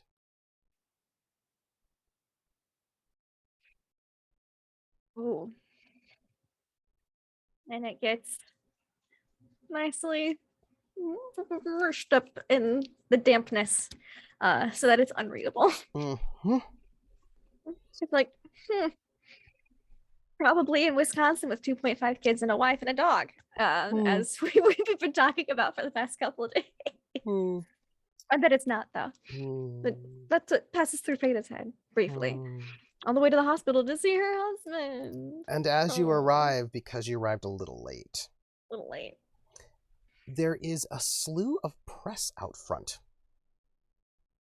And she'll leave the bouquet of roses in the car, because those are her flowers. She'll leave the bouquet of carnations.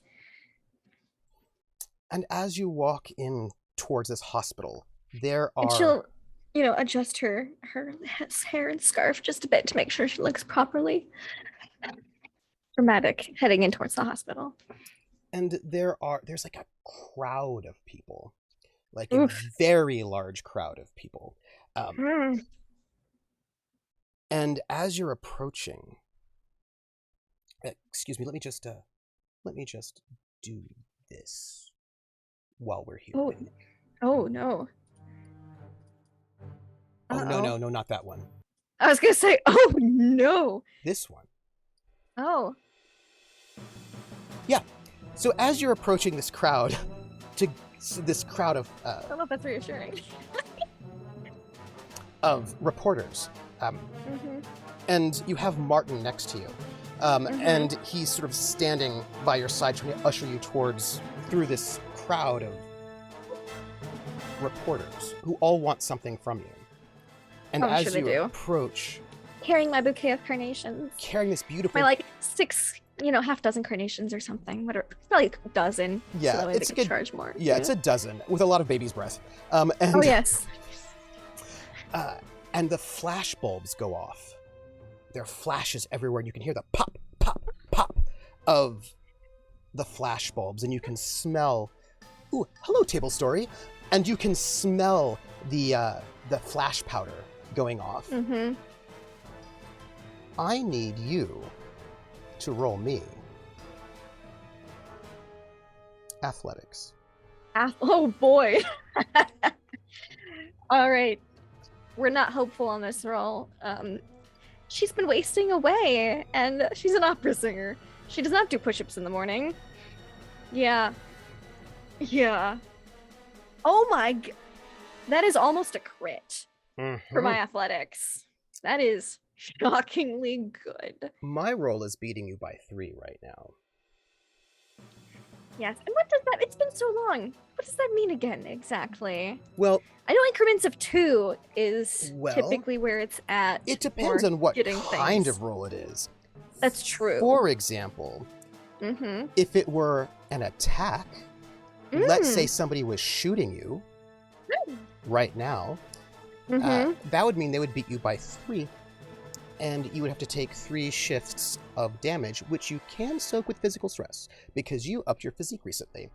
I did. If someone was shooting at me, that would be the case. If someone were shooting at you, for example. I see. Would you? Would you like to sit at that, where you're at? And if it wasn't a physical attack, like someone shooting at me, that would just mean they create 1 advantage, I believe? Well, beating by 3 means they actually get 2. They get an advantage with 2 bonuses. I've got my own personal fate points left. I have 2 left, and I have 1 from chat. And then there's do I have faction points?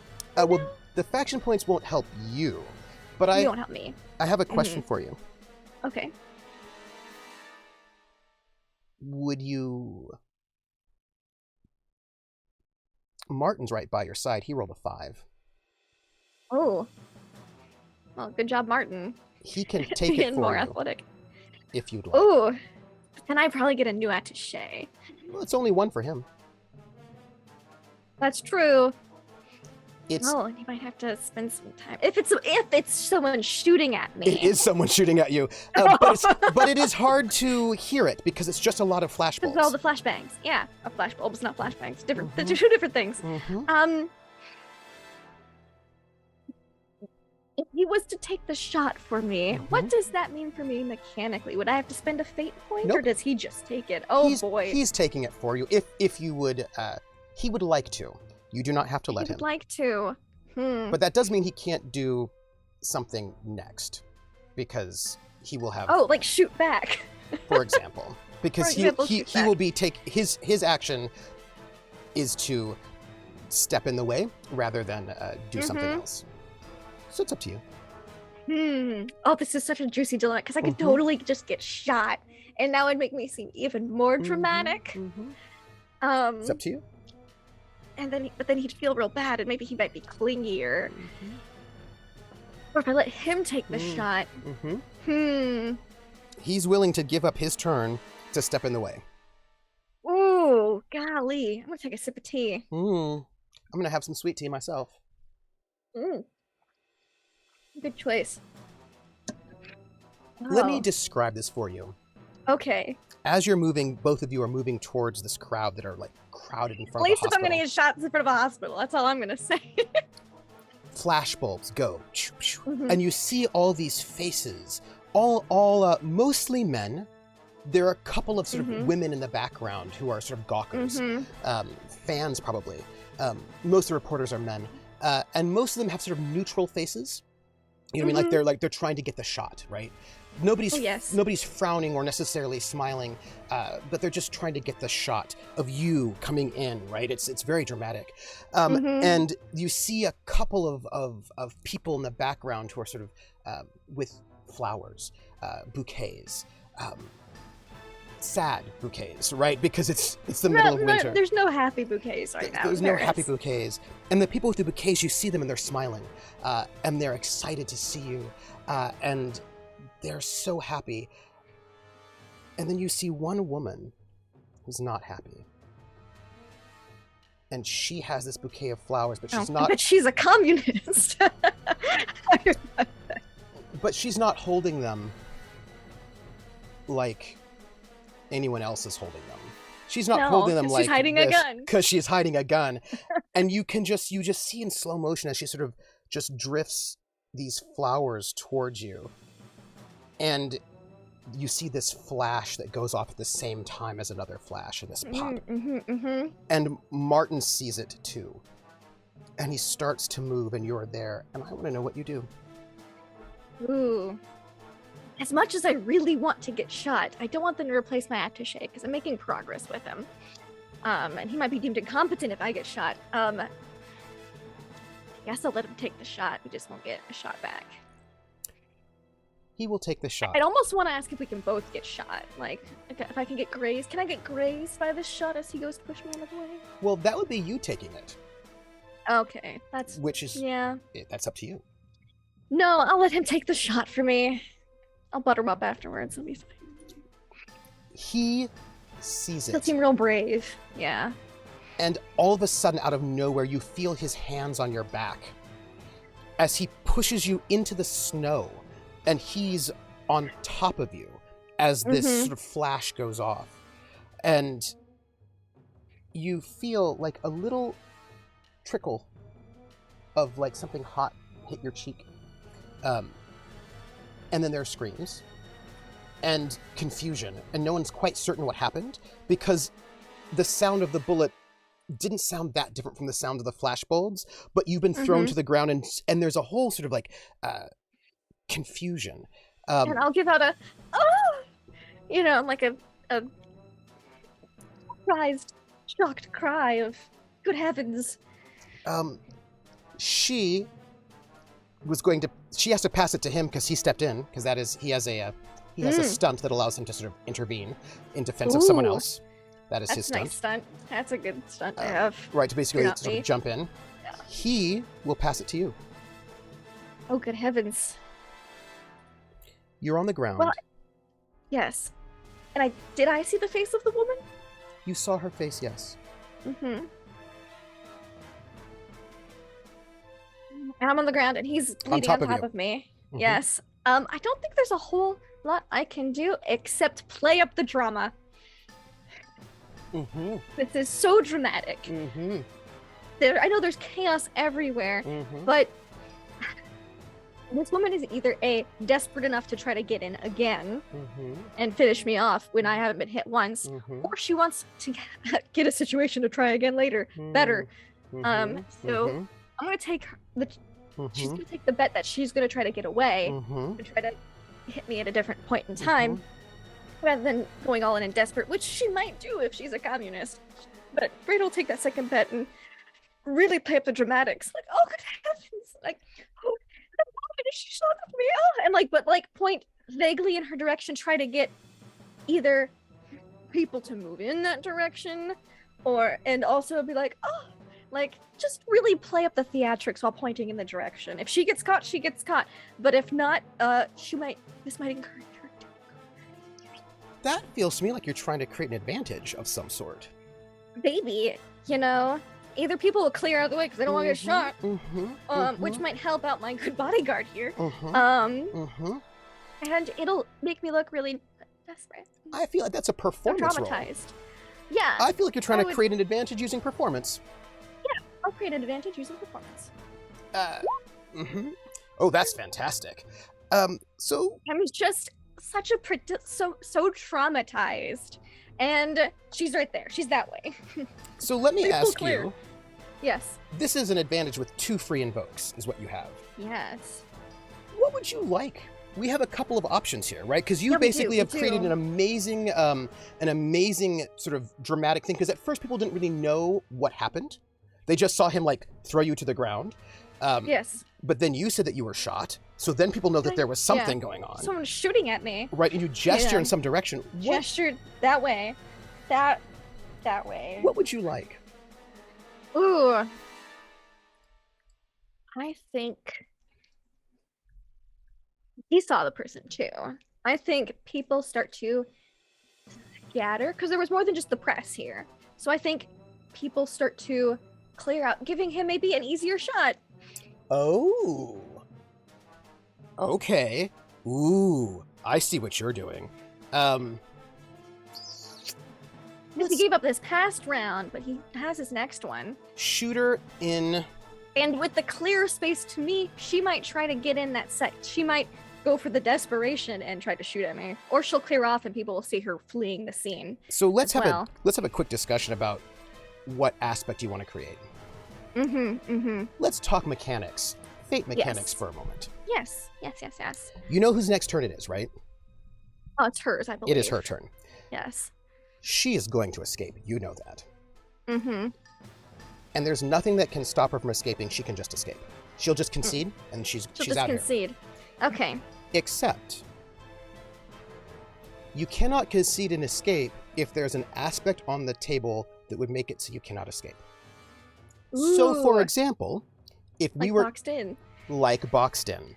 Like if we were in a room and I know that you want to escape, I could create an aspect that said the door is locked, and then you cannot escape because the door is locked until you get rid of that aspect, right? So you have created an aspect based on your amazing acting. Which aspect would you like to create? I think the aspect. Because as much as I'd like for her to escape and continue her good communist fight against the Nazis, she did try to shoot at me, and I am not an athletic person. So sorry, lady. I think it's going to be how to phrase this. Too congested to run because everyone else is trying to run too. That is a great aspect. Too congested to run. Too congested to play. And that has two free invokes on it. I assume you pass it to her? She can have it. She can have it next. And of course I've set up during this point of time a bit to be like, oh, that, that. So. And so as you point to her, people sort of try to grab at her, try to box her in, right? There's sort of this chaos everywhere as people try to like block this woman who shot at the Berlin Nightingale. Yeah, right after it must be one of those communists. She's going to try to escape. She cannot concede and leave because she cannot leave. She needs to get what you do in this situation. You have to try to get rid of that aspect. Ooh, okay. Right? So she's going to try to get rid of that aspect, and she's going to use her athletics to try to overcome this aspect. Okay. She's got pretty good athletics. She rolls a 3. Not good enough, I don't think. Because you have 2 free invokes on that. Right? So here's the thing with that. That would be like we're looking at like a basic of like a 2, like a 3 to get out of there. And I have 1 fate point and I can spend it to bring her up, right? To a 5 versus that 3, which means she would be able to escape, except that you have 2 free invokes on that. Yeah. So I think those invokes are going to get used, so she can't escape. She cannot escape. Sorry, lady. It's not personal, but it wasn't personal, but now it kind of is. Sorry. So she's going to pass it to you. As you can see her, like, trying to, like, elbow her way, because she does not want to pass it to him. So she's going to try to elbow her way. She does not want to pass it to him. No, elbow her way out of this, like, crowd that is, there's snow everywhere. There's a little speckle of blood on the ground. There's madness. And you can hear shouts. Her, the one with the gun. She's the one who shot at me. But yeah, no. So I think on this turn, because she's in place, and I have to pass it to him next. I think I'm gonna try to. He docked my way. I think I'm gonna help him up to give him an assist. Steady him. This brave man who took a shot for me. Yeah. I just like to give him like, thank you so much. Oh, she's trying to get away. What are you using to study him? By the way, when you look at him, he's got like he's clearly got like hit in the neck, but it's not that bad. Ooh, it's not that bad. Okay. It's like a graze. He's bleeding a bit, but it's not. It's not that bad. He should be fine. Okay. Yeah. I mean, if she was trying to hit me, she actually probably hit him maybe like an arm because Braid is really short. Yes. Right. Oh yeah. Right. It's like a little bit of like it's a little bit of like a nick on the arm. Nick on the arm. Yeah. It's not even going to cause a consequence. It's a very mild situation. Okay. Because he moved very just quickly. A little physical stress. A little physical stress. What would you use to study him? I want to look at him with these just really appreciative eyes, and that'd be an empathy. Yeah. You're trying to bolster him, right? Using empathy. Yeah. What do you say to him? Great job. And please roll. Oh. It's away from shooting me. You're so heroic. Please roll. Fair. It's fair. Fair. That will not be enough to beat the situation. That's a tie. So that will give you a momentary boost. That will give a momentary boost you can get him, right? Just a little one-off. Yeah, I'll give him that momentary boost. That's all. That might be all he needs. I assume you pass it to him. Oh yeah. He's going to shoot her. I bet he is. He's not the best shot. Ever, but luckily you gave him a boost. And I no longer have any fate points. That's a mediocre. That's a 0. Which is a 2. Yeah. If you give him the boost, that's a 2. Yeah, and that does beat 2 beats a 1. And I don't have any fate points anymore this scene. So she takes a little shot. She takes a little bit of stress. Just a little bit of stress. And he has to pass it to her. That's cool. She's not boxed in anymore. That aspect's gone. No, it's not gone. It just doesn't have any free invokes. It's not gone until it's gone. Like, it stays. Okay. It stays there. Be fun then. So she is she has to try to get away. This is a commotion. Yeah. So, maybe military will come around or something. Oh, yes. Yes, it will. But she rolls good enough to get over that right now, unless you spend fate points. I don't think so. That may have slowed her down enough for, somebody to be on her tail. Yeah. So that aspect is gone. Gun does 2 damage share, which means that she's taken 3 physical stress, but she does not currently have any consequences. Because the gun does... Oh, this is a... Yeah. a pistol. He only has a pistol. He doesn't have a big rifle. He's not a... Yeah, no, because he's my attaché. Yeah, he's not a soldier. No, but she will concede. Okay. Because that aspect is no longer there. Now let's talk about her concession. Mm-hmm. So, she does not get what she wants. Mm-hmm. Which was to kill you. Yeah. She doesn't get what she wants. But she decides how she leaves, and she's going to basically sort of, in the crowd sort of dispersing, she's going to make it out of the crowd. But what would you like? Oh, well, she did get shot. While there's no consequences, I think there's a little blood trail. Okay. Whether that, helps people determine what direction she went in, or if she has to get medical attention somewhere later. Well, that's a bit of a problem, isn't it? Because every single hospital must report any person who gets care. Anyone. And what injuries they had. So I will take that. I will take that. Blood trail. That's it. It's white snow. There's blood. Yeah, it happens. It happens. And as this woman whose face you will never forget. No. Never had any assassination attempts before. Blends into the crowd. She didn't take any consequences, but she gets a fate point, and I'm going to just note that she has one. Cool. And he lifts you up very carefully. As you can see sort of blood pooling on his jacket. He goes, are you all right? Thanks to you. And he smiles, and he sort of looks at the crowd and goes, disperse! I'll pick my carnations up out of the snow. And they are a little sad at this moment. And you just have a little fleck of blood on your cheek. I leave it there so that when my husband asks about it, I can tell him I was almost assassinated coming to visit him in the hospital. And he walks you through the crowd who are all taking notes and taking photographs. But the press are leeching back in as they take photographs. Yes. And I look very distraught. And when I'm speaking to him, it's not loudly, it's quiet. So he can hear, but the press can't pick up on it. And I look very distraught and stressed out as we go to the hospital. And keep looking over my shoulder as if someone might attempt it again. And you can hear the sounds of feet, boots. Guards are on their way. And as he takes you inside the hospital, which has, it's a big hospital, people moving here and there, he says, oh, you can see that he's a bit torn. He has a thought, he lets it go, and he takes you up to where your husband's room is. And he opens the door, and he looks inside to make sure there's nothing dangerous. And then he says to you, Frau Engel, if you don't mind, I will leave you alone with your husband. I'm going to... Please, you should get that looked at while you're here. No, I was going to call the headquarters to make sure you're safe, so they know.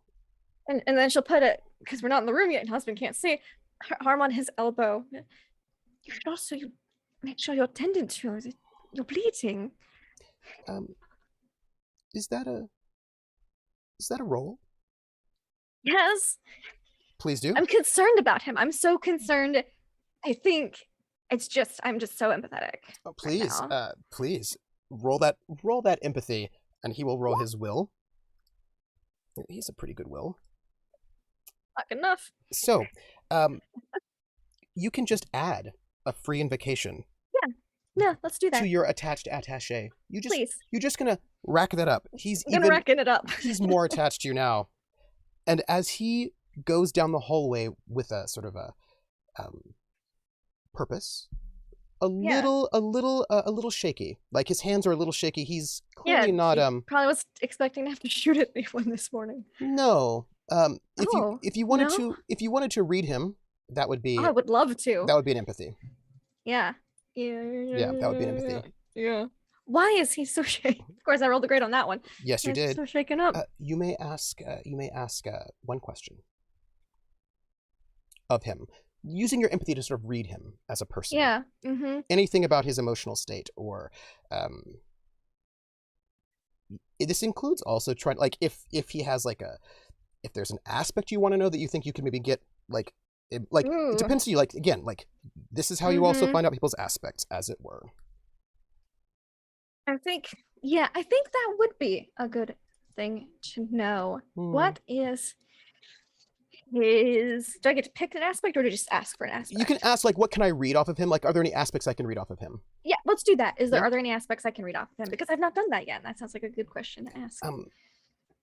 He had a different trouble aspect, but now he has a new one. And this one you can read from empathy if you would like it. Would you like his trouble aspect? I would love his trouble aspect. This is not what his aspect was this morning, but it is now. Oh. Oh. His trouble aspect, and this is trouble as you walk into your husband's room. Oh, I bet it is. Yeah. He has a crush on the Berlin Nightingale. Oh, how that is trouble for him. That is trouble for him, I'm afraid. That is not a good aspect for him. Yeah. Like, normally, like, crush on somebody might not be a bad thing, but it is a bad thing for him now. As he sort of walks... Oh no, how could he have gotten that troubled aspect? Who knows how that happened? Who knows? That was your fault. And as he sort of walks sort of with a bit of a worry, like, you can see him just look back at you, just to make sure you're safe. And I'm at the doorway and I'm just about to enter and I'm looking just because I'm reading him empathetically. Yeah, you are. Just looking at him. Yes, and then I'll step inside. Yeah, and you step inside this room as this young man who's probably 25, maybe, like 24, 25, sort of bleeding on the shoulder, with a little bit of a shake in his hand, because you probably get the sense he's probably never been in this situation before. He's not infantry, right? Like, he's no, he's probably one of those public he was relations. The social lieutenant. Yeah, yes, public relations. He's public relations, so this is not. But he did such a good job defending her. Yeah, and he's also lieutenant, which means it's not like he's not a regular ground pounder. She's going to put in a good word for him. That made him look super heroic. That's gonna be in tomorrow's newspaper. And as you walk in to the hospital room, you're on the threshold. And you're watching him walk down the hallway to sort of make sure that you have more protection. And I'm going to ask you a question. Hey. Oh, I get to refresh my fate point because it's a new scene. You do. And I will. You have a bit of a choice. Your minder is not with you. He's walking this way. In front of you is the open door to where your husband is.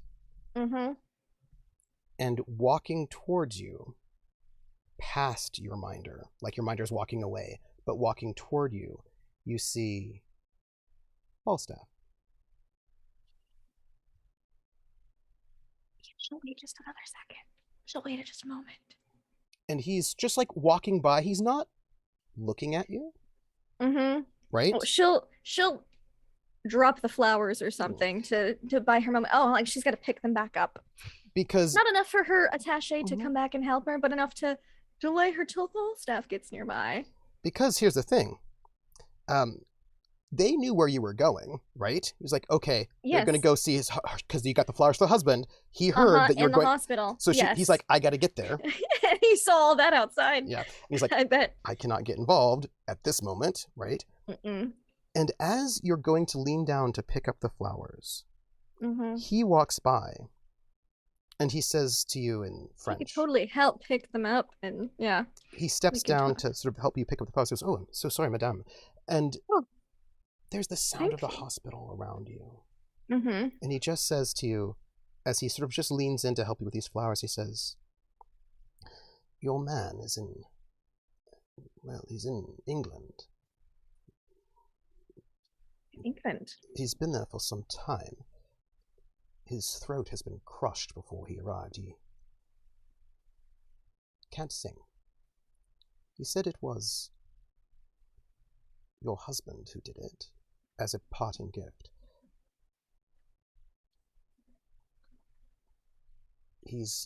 Also, She looks a little shaken at that, which is fitting because she was shot at outside, so it's, whatever.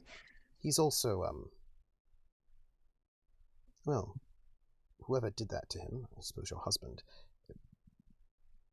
She nods, like, she doesn't not believe it. Well, what he said to Relay was ruined his pretty face.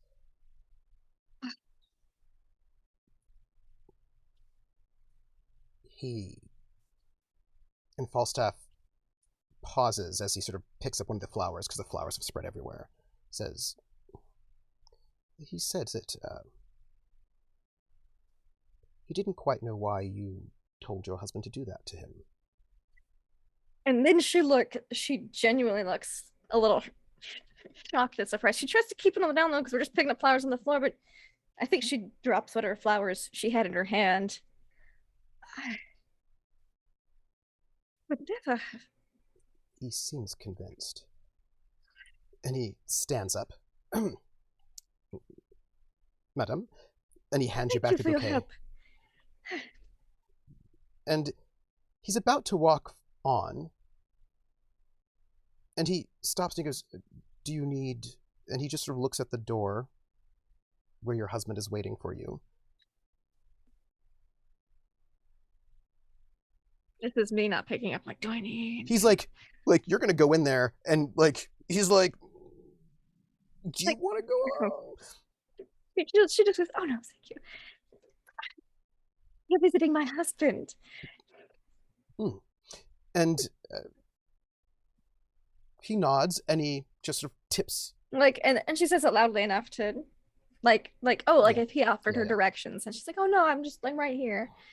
And he just sort of nods and continues on. And she'll give him a nod of, like, despite what you just heard. I mean, because he just heard that your husband smashed some guy's throat so he can no longer sing it and made him look ugly. And you're going to go walk into this guy's room. So he's like, I don't know. And you get shot at. So he's like, don't worry, I'm fine.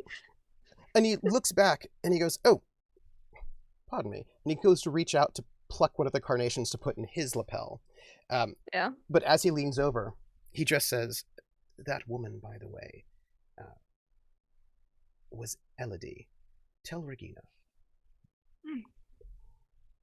And he walks off.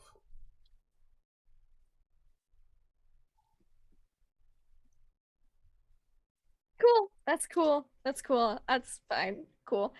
So she looks appropriately shaken. Very appropriately shaken as she enters her husband's room. That little fleck of blood on her cheek. And as you walk into the room, it's got that kind of, you can hear the buzz of the lights. And you see on this bed in a private room, your husband. Yes. Can I get a will roll from you? Yes, you may. Will roll. Great. May I ask you a question? Yes, you may. I need you to tell me what difficulty this roll is. Ooh, okay. You're seeing, and I'm going to tell you what you see, and I want you to tell me how difficult it is for you. Okay. Or whether or not it is at all. Because you may not be bothered by what you see, or you might. It really depends. I need to know. You'll have to tell me when it comes to what Frida has seen in her life and how she feels about her husband at this moment. Yeah. As you walk into the room, you see him. He's laying on the bed, and his face... It's not pretty either, is it? It's not. Oh, no. It was never really pretty in the first place, but... No, it wasn't. Yeah. It's hard to recognize him. He's wrapped up. It's clear that bones in his face have been broken. His legs are in traction. His fingers are wrapped. Not all of his body is wrapped, but a lot of his body is wrapped. And he's not moving. There's a wheelchair next to the bed. He's on an IV, the glass bottles. And when he sees you, Well, I should also note, uh, there's a newspaper next to him with this picture of you and Clements. Yep. She's like, damn it, I didn't get here before the paper got You dropped did off. not. That Because I'm was your late. consequence. That was your just a minor consequence. That minor consequence That's was that. okay. I already know how I'm gonna play this off. Minor consequence. Your minor consequence is that the newspaper got there before you did. Yeah. And as you see him and his eyes meet yours, I'm not going to make you roll because you know your husband very well. After all, he is your trouble aspect. He is. Yep. You see that look of what he calls love, what you would call insanely possessive, angry jealousy. Yes. Yes. Just flash in his eyes. Uh-huh. And his hand trembles that is holding the newspaper, but it is out of anger, not out of being shaken. But also he sees you and he sees the fleck of blood on your face, and you can tell. And like these are probably some sad looking carnations after their deal. Yes. Like, and it's not like they've been sad. They were kind of crushed. Yeah. And I've got the fleck of blood that I haven't noticed. Yeah. And he looks so concerned about your well-being. He's so, it's the mad concern mad. He just consanger. Yeah. And he croaks, his throat dry. My little bird. And I think she is so. She felt like maybe a little bad for how severe he was, until Falstaff told her what he had told her. She does not feel an ounce of pity for this man at this point of time. So then let me ask you the question. You see him so bruised and battered and injured. Clearly someone has tortured him in a really bad way over the course of like 2 days. Whoever did that works fast, or slow, depending. Slow with naps. Yeah, slow with naps. And so I will ask you, how difficult of a challenge do you think it is for you to withstand seeing your husband in such a state? Do you think that's like a legendary difficulty for you? Do you think that is a great difficulty for you to not be freaked out by what happened to your husband? No. First off, she's seen things. Yeah. Because, of her uncle, she's seen fingers stepped on and that kind of thing. She hasn't seen like full-on in-process torture, except for maybe like the hands getting the little things you can do in the back alleys. That no one will say anything about. And she felt a little bad again until Falstaff told her what he told her about what her husband did, and now it just seems kind of like a bit of justice, like a little karma came back around. So do you feel like the difficulty was like mediocre or average? Like a mediocre. Yeah. Pretty much, because again, she does not feel sorry for him now. She was like, I felt a little bad. And then I found out what you did to the person I actually loved. And that you told him I told you to excuse me? Like yeah. So she doesn't feel bad for him at all. Yeah, you beat that roll real easy then in that case.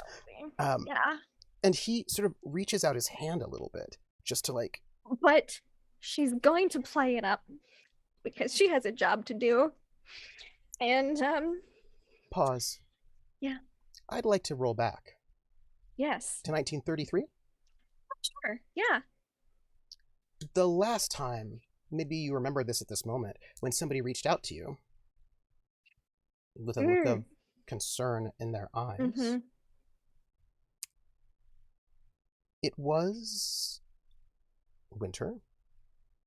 Oh, of course it was. Yeah. Same season. 1933.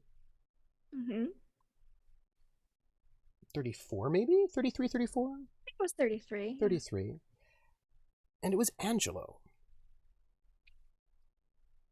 And he was reaching out to you, and his eyes were sad as he reached out to you. Can you tell me where you were? Oh. Let's see. Winter 1933. Probably. here, by the way, for chat who's interested. Mm-hmm. Here is Angelo over there on the right. Let's get him right up there. That is our famous and beloved opera singer. And where were you all physically at that moment? Oh, it was probably maybe in the afternoon. You know, in like his dressing room at the theater. And you had walked in, I imagine. Oh yeah. And when you walked in, the show was probably was it before or after? When during the show was it? Before the show. Before the show. Only a few hours before the show. Like everyone shows up early, Yeah. getting things ready. Yeah. His dressing room is all packed up. All of it. Everything is packed. And he's got a bag that's packed. And he's got his coat on. Perhaps you would have thought he had just arrived, except that normally, I mean, the opera is supposed to run longer. Like he has like he had a photograph of you on the mirror, right? He had like the little pieces of his life, right? Because he was the star of the show. He was doing Verdi, and of course, right? He's a good romantic Italian tenor, and he was doing a good Verdi, and everything's packed up, all of his makeup, everything, and he's reaching out to you. She'd walk in, and this is confident, young Freda Engel, who is not like we just be reserved and panic all the time internally. She'd be like, Angelo, why is every single packed up? Did you get some bigger dressing room? Did you get the dressing room down the hall? And take his hand and come, if he's sitting down, she would like take his hand and then just plop herself down in his lap in like one of those comfy chairs that's probably back there. And he has his arms around you. He puts his arms around you, and he sort of rests his head on your shoulder. And he sighs. And he says, Frida, I have to go. Go where? The opera is still running for several weeks. Did you get a better offer someplace? My contract has been cancelled.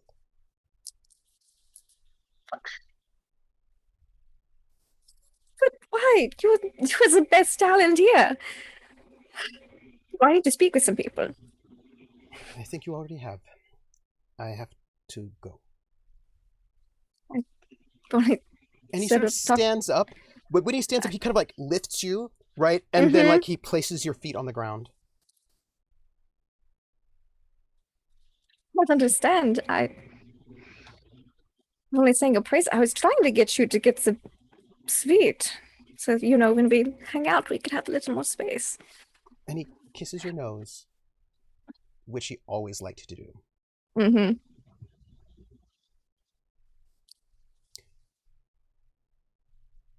The government has changed.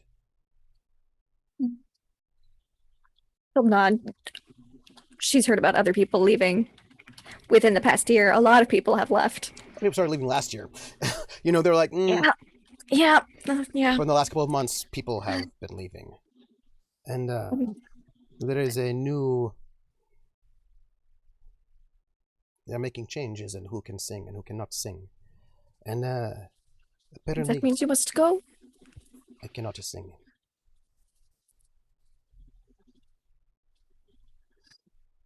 Where are you going? Maybe America. Utah or something. Perhaps they have an opera house there. I don't know anything about America, but I've heard New York. So that song New York, about New York, whatever. Frida, will you come with me? I know that you have a show. You've got this big break for you. I know you open soon. And I'm so proud of you. You don't wait a little longer. I can't afford to move. It's not, it's expensive. I need a big break to get the money to be able to follow you. I know. Please come with me now, tonight. If you come with me tonight, I can... Can we go? I have an appointment later tonight, but I will not keep it if you come with me. We can get a train. We can take the ferry to England, and then we can go. From England, we can go to America, and I don't know if we have the passports, but I don't have the passports. We can just go together. We can leave together now, just now. Oh, but my family. I can't just leave without saying anything. You have people here you have to stay for. Friends. I mean, my uncle's fine, but my family, they can only work so much. I have to help support them, and until I make enough money where I could at least send some home. I will not get any more singing here in Berlin.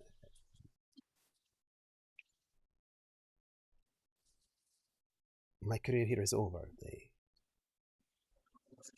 I was told that I will not get a membership in the, what did they say, this new thing, the Reichsmusic Chamber, this organization that everyone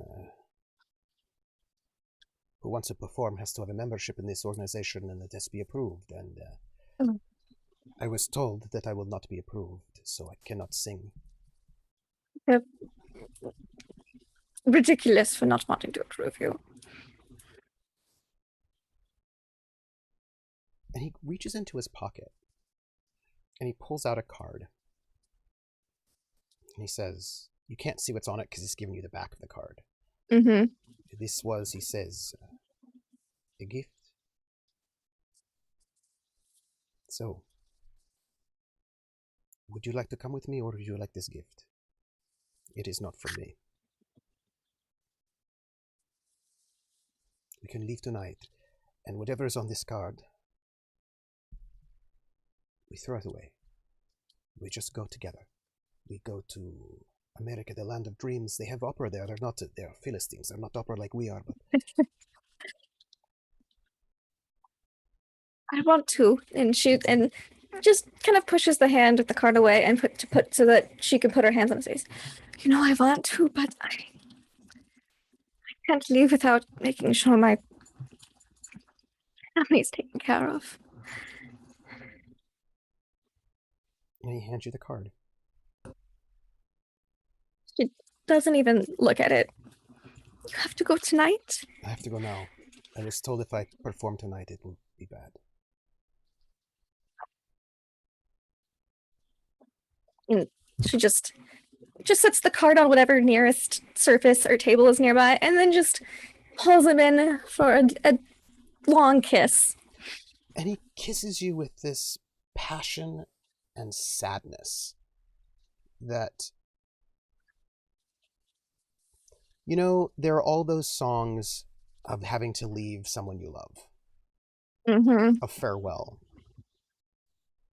And maybe before they were sort of fun, like you love them because they had such a great melody, Mm-hmm. Those songs of catchy. Yearning, they were catchy. Yeah, the yearning, the passion. Oh, right, and they had the desire, that one held note that you just want to fall into and just like. Mm-hmm.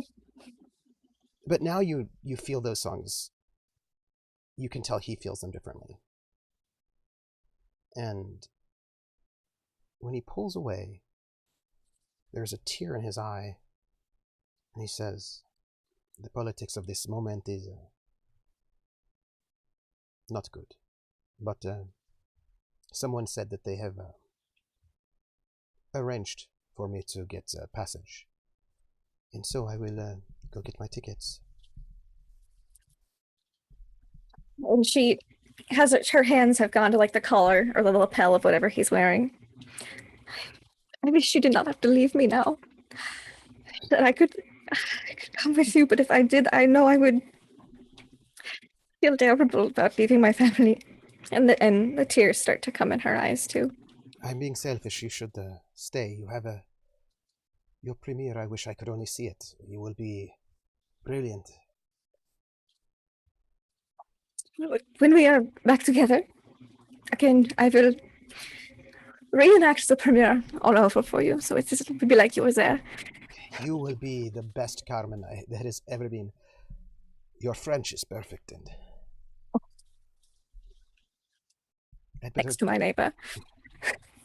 I had better go. I have to meet a man about tickets. Once you get someplace, please write me so I can write back. He nods and he picks up his little valise. And he's still holding your hand. Mm-hmm. And he looks back at this dressing room that has been his. And he kisses each of your fingers on your hand. And he says, I do this... And he doesn't finish the sentence. You know he's going to say, I do this for... Like, it's... But he can't. So give her one last kiss on the cheek. And he turns to walk out towards the dressing room, and he turns back. And he reaches out his hand towards you. He goes, when you become famous, they will call you the Berlin Nightingale, I think. Please. Oh, they will. I will make sure of it. I wish you could come. That is I wish so too. a present for you, not for me, but... And you can see that there are tears coming out of his face. Mm-hmm. And he turns and he leaves. And she would walk to the doorway and like watch him go, but she wouldn't take a step further because if she did, she would be tempted to follow him. Is your mother well But after right he's now? out of sight, no, she is not. She hasn't been able to work really much. She's been sick. And so that's why Freda has been working extra hard. And she can't leave Germany right now, No. of course. Mm-mm. Do you look at the card? I do, but only after he's out of sight. It is a membership to the Reichs Music Chamber. You, my friend, will be allowed to sing as much as you want in the new Germany. Your career is set. All official. And you have a premiere. It's the Berlin Nightingale. And in 1941, your husband reaches his hand out and he goes, the Berlin Nightingale, it's good to see you. And she would rush over to him, trembling from shock, surely at the situation outside, but also a little bit from anger, though he wouldn't know what that looks like. He's never seen you angry. He's never seen her angry. No, she's model of perfection. And would take his hand. I brought you flowers, but I got a little crushed. I'm so sorry. Someone tried to kill me outside. And he tries to move, to get up. Like, the minute you say someone tried to kill him, you can see it. You know how he is. He's like a raging bull, but he cannot move. You can see it. She'll put her hands gently on a non-bandaged portion of like his chest. No, the German military is on it. They Your volume dropped. What? Why did it drop? I don't know. Is it better? Say something for me. Oh no! Something for me. Better. Better. Yes. We good? Okay. That was really weird. Don't know what happened. And he's trembling with anger. And he says, "Who does this to you? Oh, I will destroy anyone who does it." I think it was one of the communists that I had escaped from. his hand is still reaching out. He wants your hand. And she's already come over and clasped it, and is like trembling. I was so scared, but I knew that you would come for me. Oh, that's how I was able to stay strong and keep hope. And you did. I think miscommunications happened. I'm so glad you're here. I'm so sorry for what's happened to you. And he looks at you, and his eyes are bloodshot. Yeah. And he is trembling with rage. He says, "Who is that man?" And he sort of just nods his head to the paper. Oh, I don't know. I didn't even get his name. And so he's just was one of the people who came into the Veil house as they were keeping me. I was too weak to walk at the time. Really, I haven't gotten any strength back yet. I need to get out of here. Maybe? I need to get out of here. Oh no, you need to rest. He tries to stand up again. It is not effective. No, but I wished it had been you instead of whoever that was. Like, who is that guy? I don't know. I wish it had been you. I feel like we are currently in a social conflict. I would agree. If you would like me to make you a roll, I'd like to say that was a big fat lie. I would like you to make a roll for me. Now, I would just like to point out a couple of things. Yes. In a conflict, people have an amount of stress. Yes. When they are attacked, if they fail to defend, they soak up that stress first. Yes. If they cannot soak up stress, then they must take up their consequences that are open. If they cannot take up the consequences or stress, then they lose that conflict. And the person who initiated that conflict gets what they want. Before we get into the social conflict, I just need to make a couple of things very clear to you. Oh, sure. Everybody has 3 consequence slots, one that will take up a 2, one a 4, one a 6. That's a lot of consequences a person can soak. I'm just going to note that right now, and I'm going to say this because you can just see him, all 3 of his consequence slots are currently full. Yeah. All of them. That would make sense.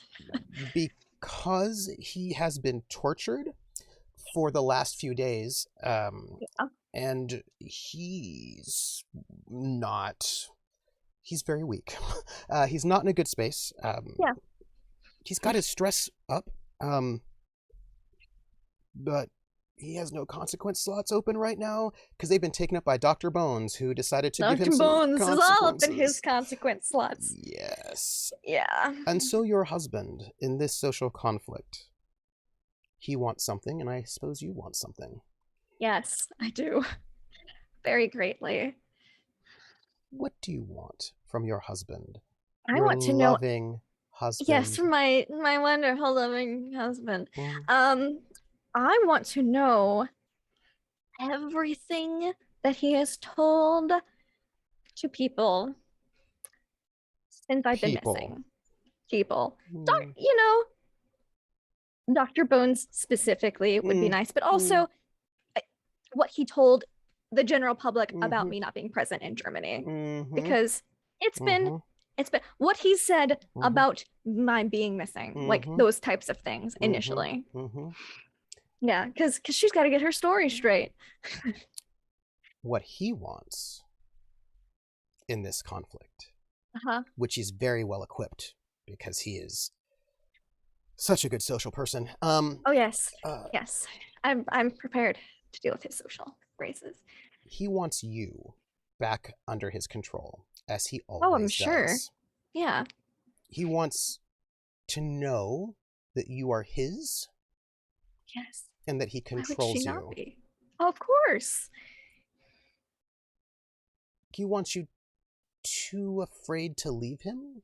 He wants you oh, yes. so impressed by his love and dedication. Yeah. Yeah, all these things. Mm. Uh-huh. He wants you to not leave, you know? Yeah. He wants Yeah. your loyalty, even if it comes out of fear. Mm-hmm.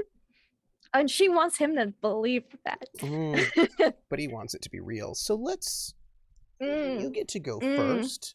Yeah. Great. Because I believe you Um, started this. I did. As he reaches out, as he With my, I'm so scared. I knew you'd come for me, and I wish that had been you. But it mm, seems there was some lines of communication crossed because they should never have done this to you. So we'll mm, pick up from that moment. mm-hmm, Whoop. mm-hmm. I mean, I once I got out, I was a little surprised to hear that no one even had known I was missing. I assume you kept things quiet to not alarm people back in Germany. What is this right now? Is this a full-on attack using your rapport, good cop rapport, or you're setting Mm-hmm. yourself up for later? I'm setting myself up for Mm, later. I take it you're wanting to create an advantage? Yes. And, I guess you didn't want anyone to. I know your image is very important to you. And it would not look good for people to know that I had been kidnapped. So that I want this image to be that he thinks that I care about his social image more than my own well-being. I believe that's a deceit, is it not? Oh yes. Hmm. Yep. Please roll that deceit. Sure is. Okay. Well, I care more about oh. his image, how his respect and authority over people than I do about even my own well-being. In case someone did not see that roll, that is a legendary. That's a legendary. I think I crit. I rolled 4 plus. Yes. Yeah. Yes, you did. Yes, you did. Yeah, I did. Let's just see, how he does with his will. That's a 0. It's a 9 over him. So you're going to get an advantage with 2 free invokes. Good. Good. Mm-hmm. Mm-hmm. And let's. If that had been an attack, that would have been interesting. Oh, but I suppose you're just what's the word? Buttering him up. Just buttering him up. Yeah. Because Mm, it's good to butter your toast before you um, tear into it. I have some ideas about what that advantage might be. Mm-hmm. As you speak about, I just care so much.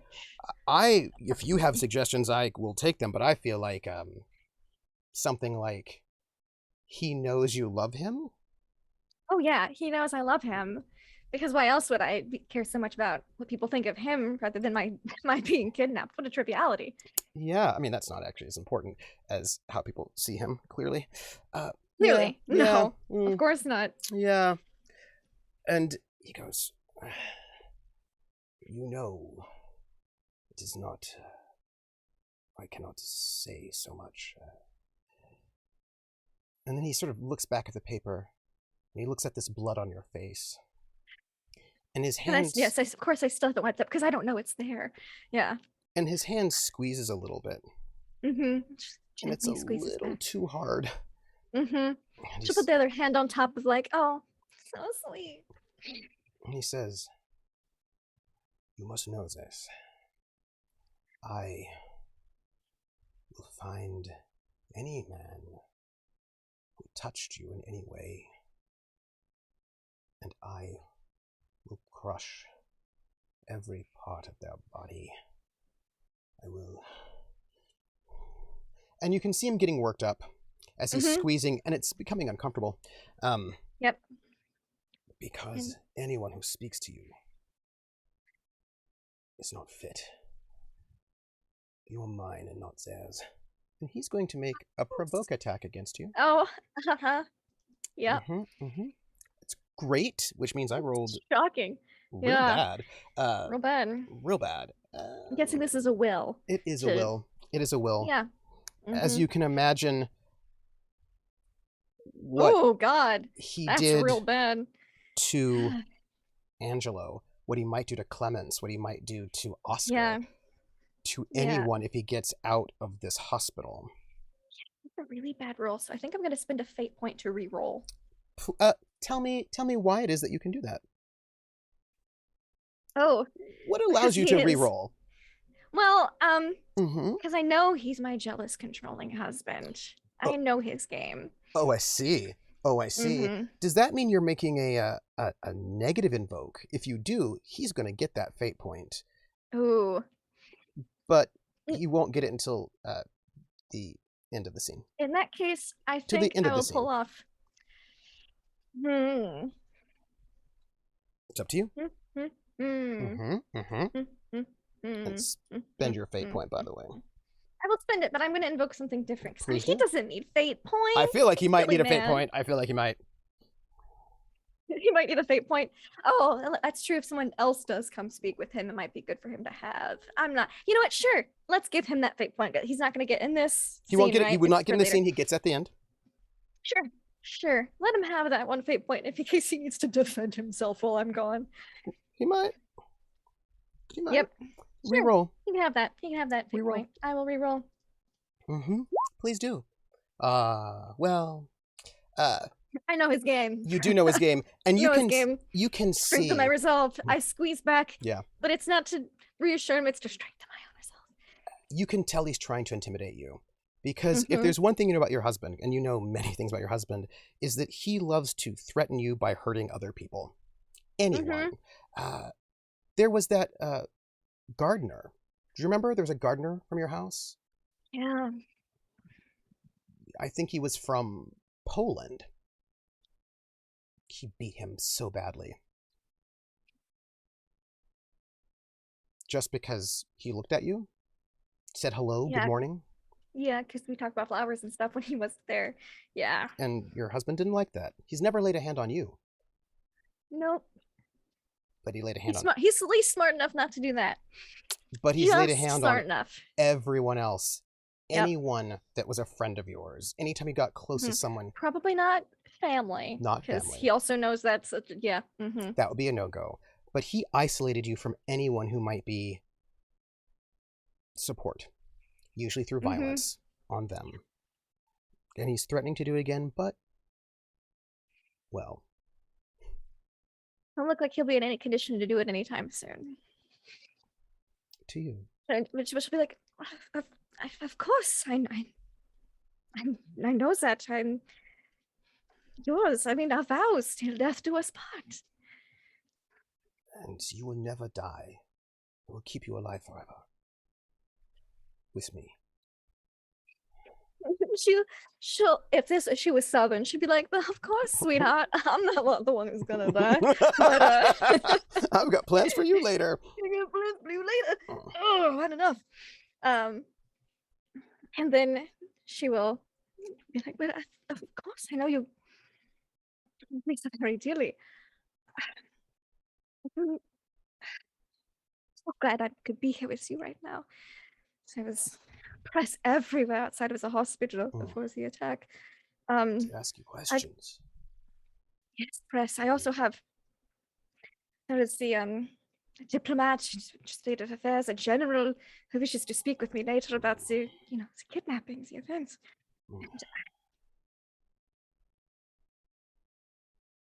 And I'm so glad you're right, but it would be helpful if you could tell me what you've told them, so that way I don't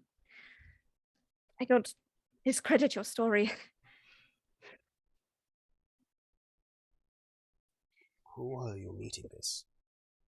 This is General Wells. General Stubnagel? That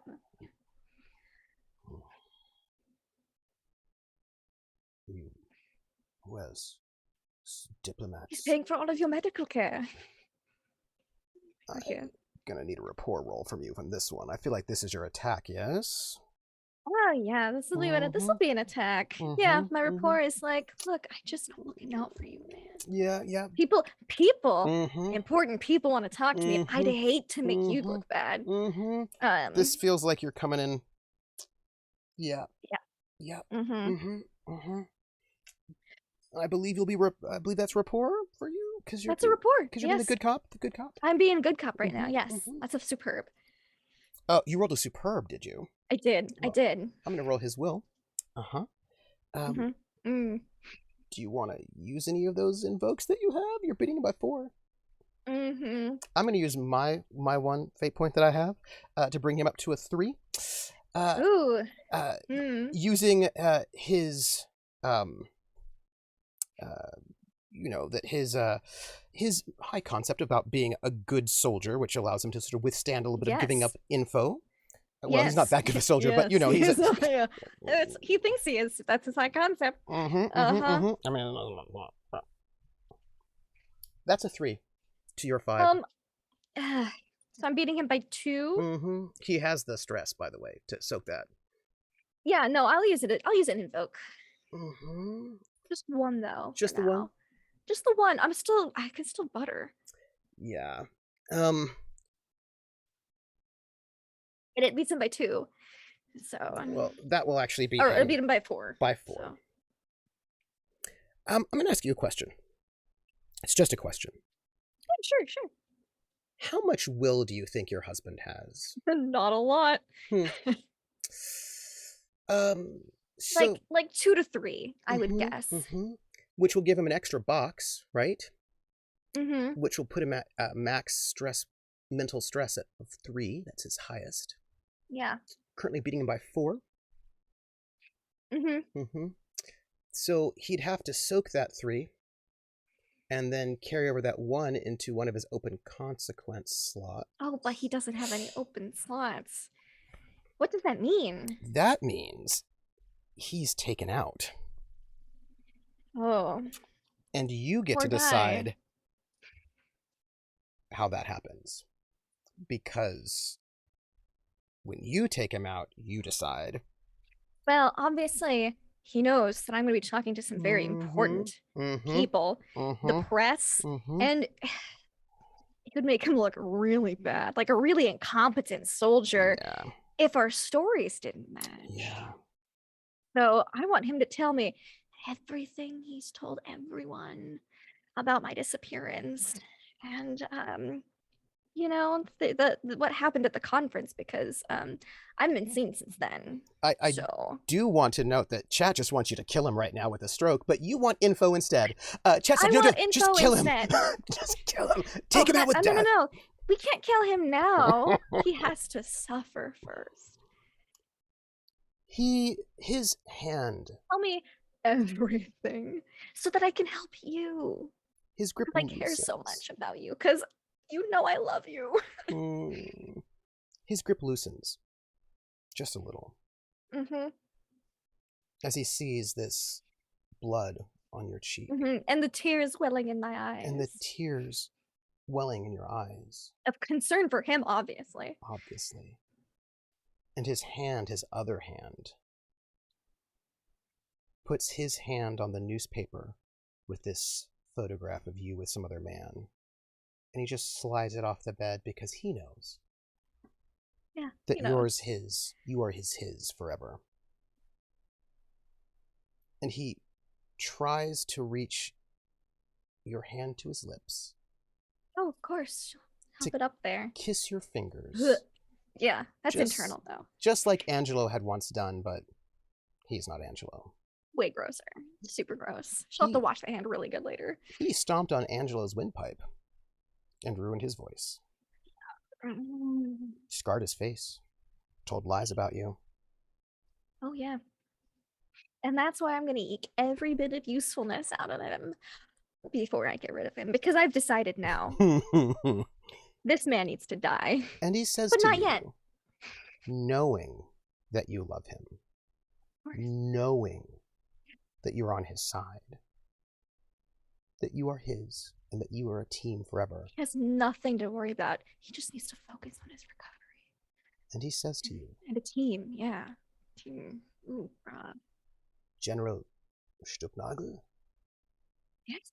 You're going to speak to the general. Yes. Yeah, he's... It's good. I'm sure that the military intelligence and people in SS... Oh!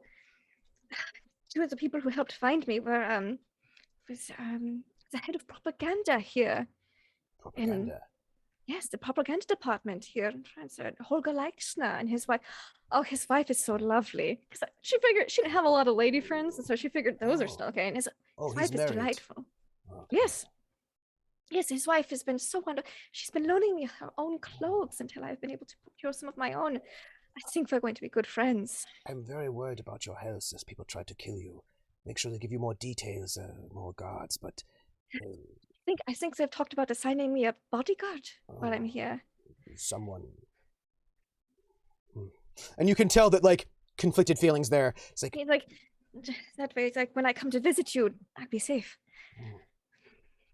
I care about your safety very much. You would put in a good word for me for the general and the propaganda, maybe. Of course. Make me seem Especially as the head of propaganda, he seems to know a lot of people. Yes, yes. Very well connected. He even got me a personal physician to check up on me after and she'll kind of just gesture like a particularly nasty brief because she's taking the coat off because she's inside. And you know he sort of cares, but you know that one thing that you've always done is got him promotions. Always. And he's apparently some very influential man in politics as well. She's not going to mention it's the prince yet. Yeah, that's another thing for later. But yeah, he's very influential in politics, and then he's good. I think very well connected. Listen, yes. And his wife loves me. I think we're going to be good friends. I'm in trouble. I'm staying with them for the time being. Yes. I'm in trouble a little. Help. I told everyone that you were sick, that your health was poor. Your health is so often poor, that's why we could not keep any of the children. Yes. All the miscarriages all the time because of your health. I told them you were just ill, that you had left the party early because you were so feeling ill. And I told them this for weeks. And then you were kidnapped by communists, and they asked me so many questions about how could you be kidnapped by communists if you were ill, I says. Dr. Bones. And you can just see, like, he's somewhere slightly different and not a good place. He kept asking me about this. Yeah, to try to bring him back to like, what if I said Dr. and she'll use his not Dr. Bones' name. Knochen. Dr. Knochen wanted to speak with me tonight. You cannot speak with him. He's evil. What did you tell him? Did he manage? It didn't seem like an invitation I could refuse. Frida, I'm in big trouble. I need your help. Yes, whatever I can do to help. I want to corroborate everything you say. Tell me what happened. Those musicians, they were actually communists, and I went to check to make sure that, everyone was settled in for the evening, as I usually do, and I was not expecting they absconded with me. Drugged me. I just didn't know we were out of Germany until recently when I heard people speaking French. I'm sorry I did not. I was moved from warehouses to warehouses, and they talked about making sure I could never sing again. And you can see he's getting angry again. And but then they sent a ransom note, I guess. They had things in return for my safety, and the people were able to locate me and rescue me. I was so weak. I'm sorry I look so like this. I'm not very presentable. You're beautiful as always. You're my nightingale. Listen, I told them I lied. I told them that you were sick, so I could find you, and now you were found. You told them I had been missing since the party, Dr. Bones? I just told them that you were sick and that you were at home the entire time, and now you're caught by communists, and they... Frida, there was important documents that were stolen from the conference home when they took you, and... Did anyone else know? No, I did not tell them. If they found out that these documents were stolen, and gold, and also my stamp, if they found these things were stolen, they would kill me. I still have his stamp. I like Schner, the head of propaganda. I believe he was one of the people who did the raid on the warehouse where I was being kept. I could ask and see if perhaps they have documents there, and if I could if things were recovered, we could Return some, yes, recover. we could sneak some back into the safe and no one would know they were missing. Yeah. And then I would be safe from this, but I don't know what to do, Frida. They've caught me in some sort of, they see some sort of lie, and I don't know what to do. They did send a ransom note. Perhaps you can say that they ransomed you first, but you did not have the things that they wanted, and so you didn't. But if you told anyone that they would kill me. Okay. And so you had to keep quiet for my safety. Okay. I had to keep quiet for your safety. They sent you ransom notes first, so you had to keep quiet for my safety. Or yes. If you told anyone, they would kill me. Yeah. But then once they realized I heard you in Paris for a few days before, so looking for me, once they heard that you were looking for me, they knew that they had to move quickly, and that's when they made the public announcement. Yeah. Yes, this is a good story. Okay. So they took you and I covered because they threatened you, and I was, yes. Yeah. You were so concerned. And you will tell them that there were ransom notes to me. You would tell them this. Okay. And I came to rescue you, but okay. This is the story we will tell them. This is. Why were you staying here in town? I could perhaps go to get some of your things and find one of the ransom notes there. Yeah. Yes, I will. There is and he tries to scratch his head, but he can't move his hands. Yeah, she'll just start. She'll do it for him. There is a soldier's home. It is a hotel for soldiers. It's and he gives you this address. It's in the city center. I have a room there. 14. Just tells me my wife they will let you in. I'm sorry that I did not come earlier to find you. I didn't know you were here. But you came to find me, nonetheless. Frida, I love you so much. I know. And when I get better, I will kill that man, Dr. Knochen. I will kill him, and I will destroy him. And we will have children.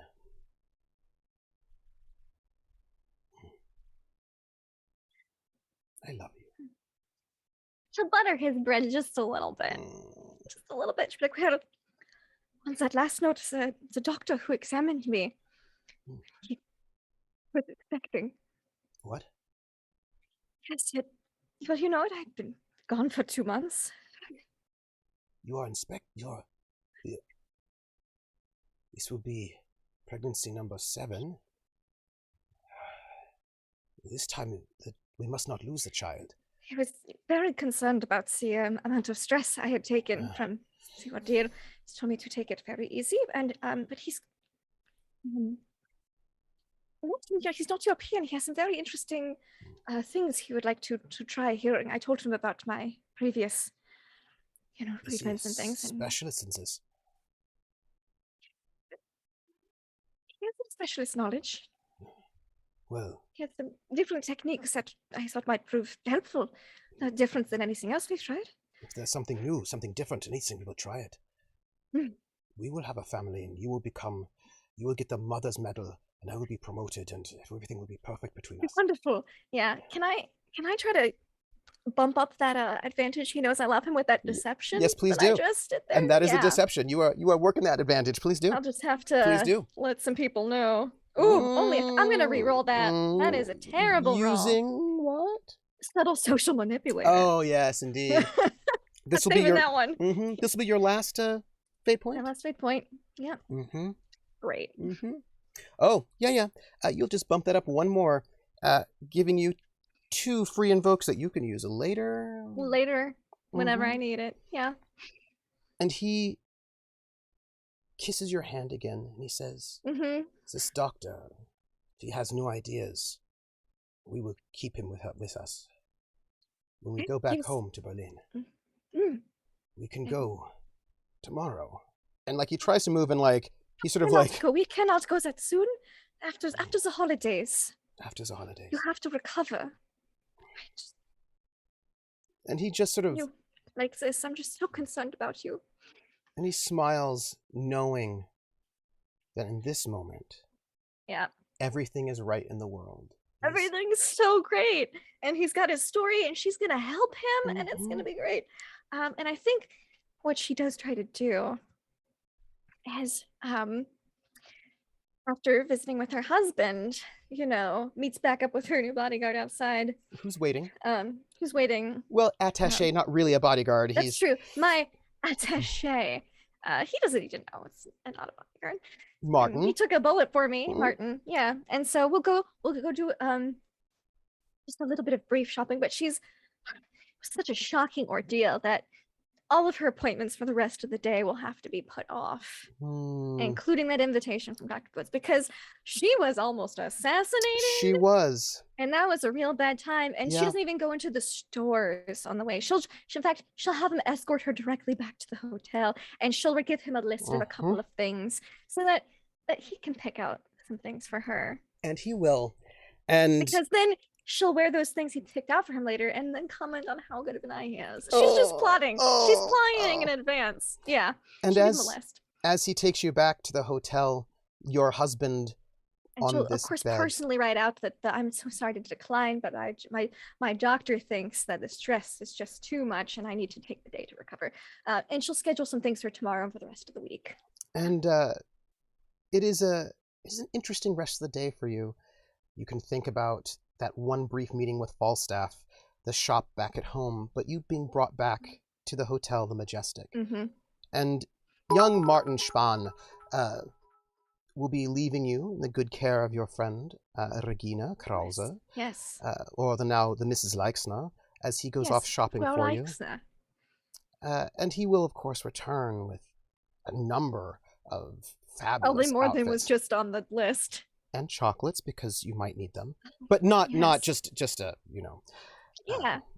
So thoughtful of him. Thoughtful. And of course, your husband, well, it makes sense. Dr. Bones is not angry that you had to cancel.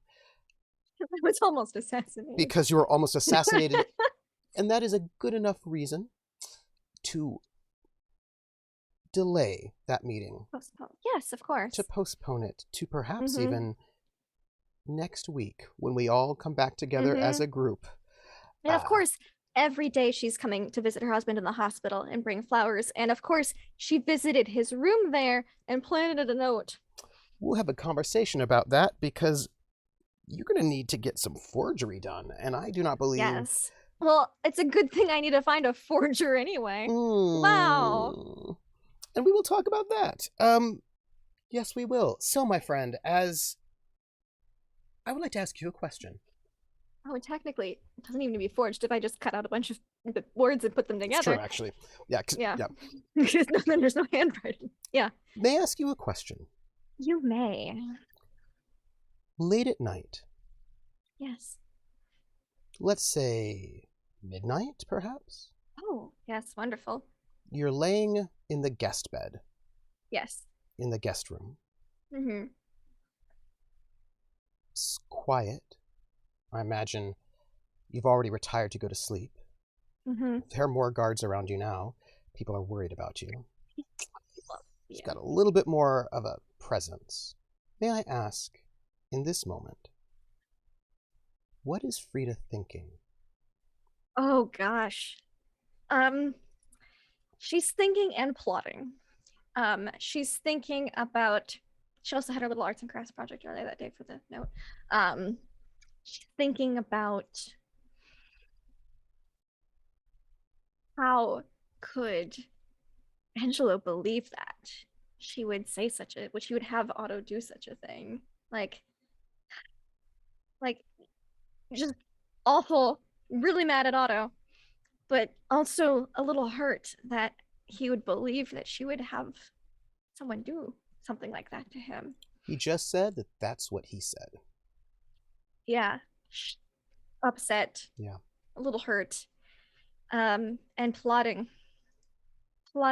how she can get a number of people like putty in her hands so that she can sculpt the ultimate tool of betrayal. And with that, no one ever sees it coming. Our sweet and innocent Berlin Nightingale, Frida Engel, an angel, so much stress. I hope it's not. I hope the baby No will be actual fine. stress boxes. No. So, we're okay. It's No. just emotional stress. And with that, we will end our episode. Our solo for today. I know you have another stream you have to do. I do. So if we could, first off, I want to thank everyone who has donated. Thank you very much. Let me read those out for us while you are preparing your outro. First off, I would like to thank BP Phantom for that resubscription, who says, I completely missed the season 4 start tonight. I want to thank the bits from Rissa for the party. Also says, and another 100 bits says, good luck, Lindy. I want to thank Willen, who's our note taker, for the for getting, we got gift subs. Dr. Aftir, thank you for those gift subs that you gave. Hawkeye gave us 100. Coldrake donated $25. Vive la Révolution, which I'm very excited for that revolution indeed. I want to thank Prax for the resub. And I want to thank Grumpy Godling for cheering us with 500. Rissa for 1,000 says, what an exciting and feels full start to season 4. Indeed. Also, Your Turn, My Turn, 200 bits that says, right back into the thick of things. And also, Dr. Rathtier for 1,500 and Willen for 100. All of these bits help us go to pay the cast and also for Frithiel, our graphic designer, which means there are cats that are getting fed. So thank you, each one of you, so much. Also, Willen 100 bits and says, thank you for that awesome episode. I'm excited to see what the consequences for this episode will be. Dearest Lindy, take us out. Who are you? Where can we find you? And including where we can find you next. Oh, okay. So, hi, I'm Lindy, Twitch, Twitter, YouTube, etc. I play and GM a lot of tabletop RPGs. You can find me on Twitch, Twitter, Discord, etc. I loved tonight. Tonight was great. I loved how I get to see some Friday. It flew by way faster than I was expecting. Yeah, me too. I was like, I was, also near assassinations. That's one she can put in her cross off the bucket list, whatever, I guess. No break for you. I was like, we gotta go. No break. And yeah, you can find me on my channel on Mondays and Tuesdays for some Dungeons and Dragons. We got some Ravenloft where the group was all reunited because I was cruel and split them all apart in 3 different little mini campaigns. I'm seeing a title suggestion of Cold Hearted, by the way. I'm just seeing Ooh, nice. And you can find me on Sunday. Next, you can find me is on Sunday for Romance of the Blue Rose. Not this Sunday, though. Not this Sunday. No, so I guess you'll find me on my channel next Sunday. I keep forgetting this. Yeah. Anyways, you can find me next Sunday for Romance of the Blue Rose on Praxagora Thesmophoria's channel, as well as on Wednesdays for Witcher, where my brother did some stuff and I gotta figure some things out. It's gonna be fine, maybe. It's fine. Oh. Thank you, Grumpy Godling, for those 500. By the way, also chili reception and best served cold are also some options. Liking the theme here. I know. That's great. You can also find me not this Saturday, but next Saturday, where I believe we will be coming back with our Once a Month Aliens campaign. Woo! Had to go on break because of schedules. It's hard. That's the hardest part of tabletop RPGs. But we're getting to a place called the Egg, and I don't have a good feeling about that. So yeah. Attachment. Love puns. Then that's basically all for me. Thank you. Would you like to give your favorite moment? Oh gosh. You don't have to give me love to anybody, but give me your favorite moment, and then I'll let you go. I had a few, so I'm just gonna go through them. Finding out that I have an attaché, and I'm being like, great. Poor Luke's mom in the flower shop, but she did good. She did great. And also almost getting assassinated. That was exciting. That was a lot of fun. Very dramatic, and of course, bought her some extra time away from Dr. Bones. So. Good things all around. Good things all around. Indeed. You also you found out somebody's trouble aspect. I did. And, I got to spend some quality time with my husband. Wait, that wasn't your favorite part? I liked what it's building up to for him. I feel like you're going to do bad things to your husband. And, Oh, I won't. Oh.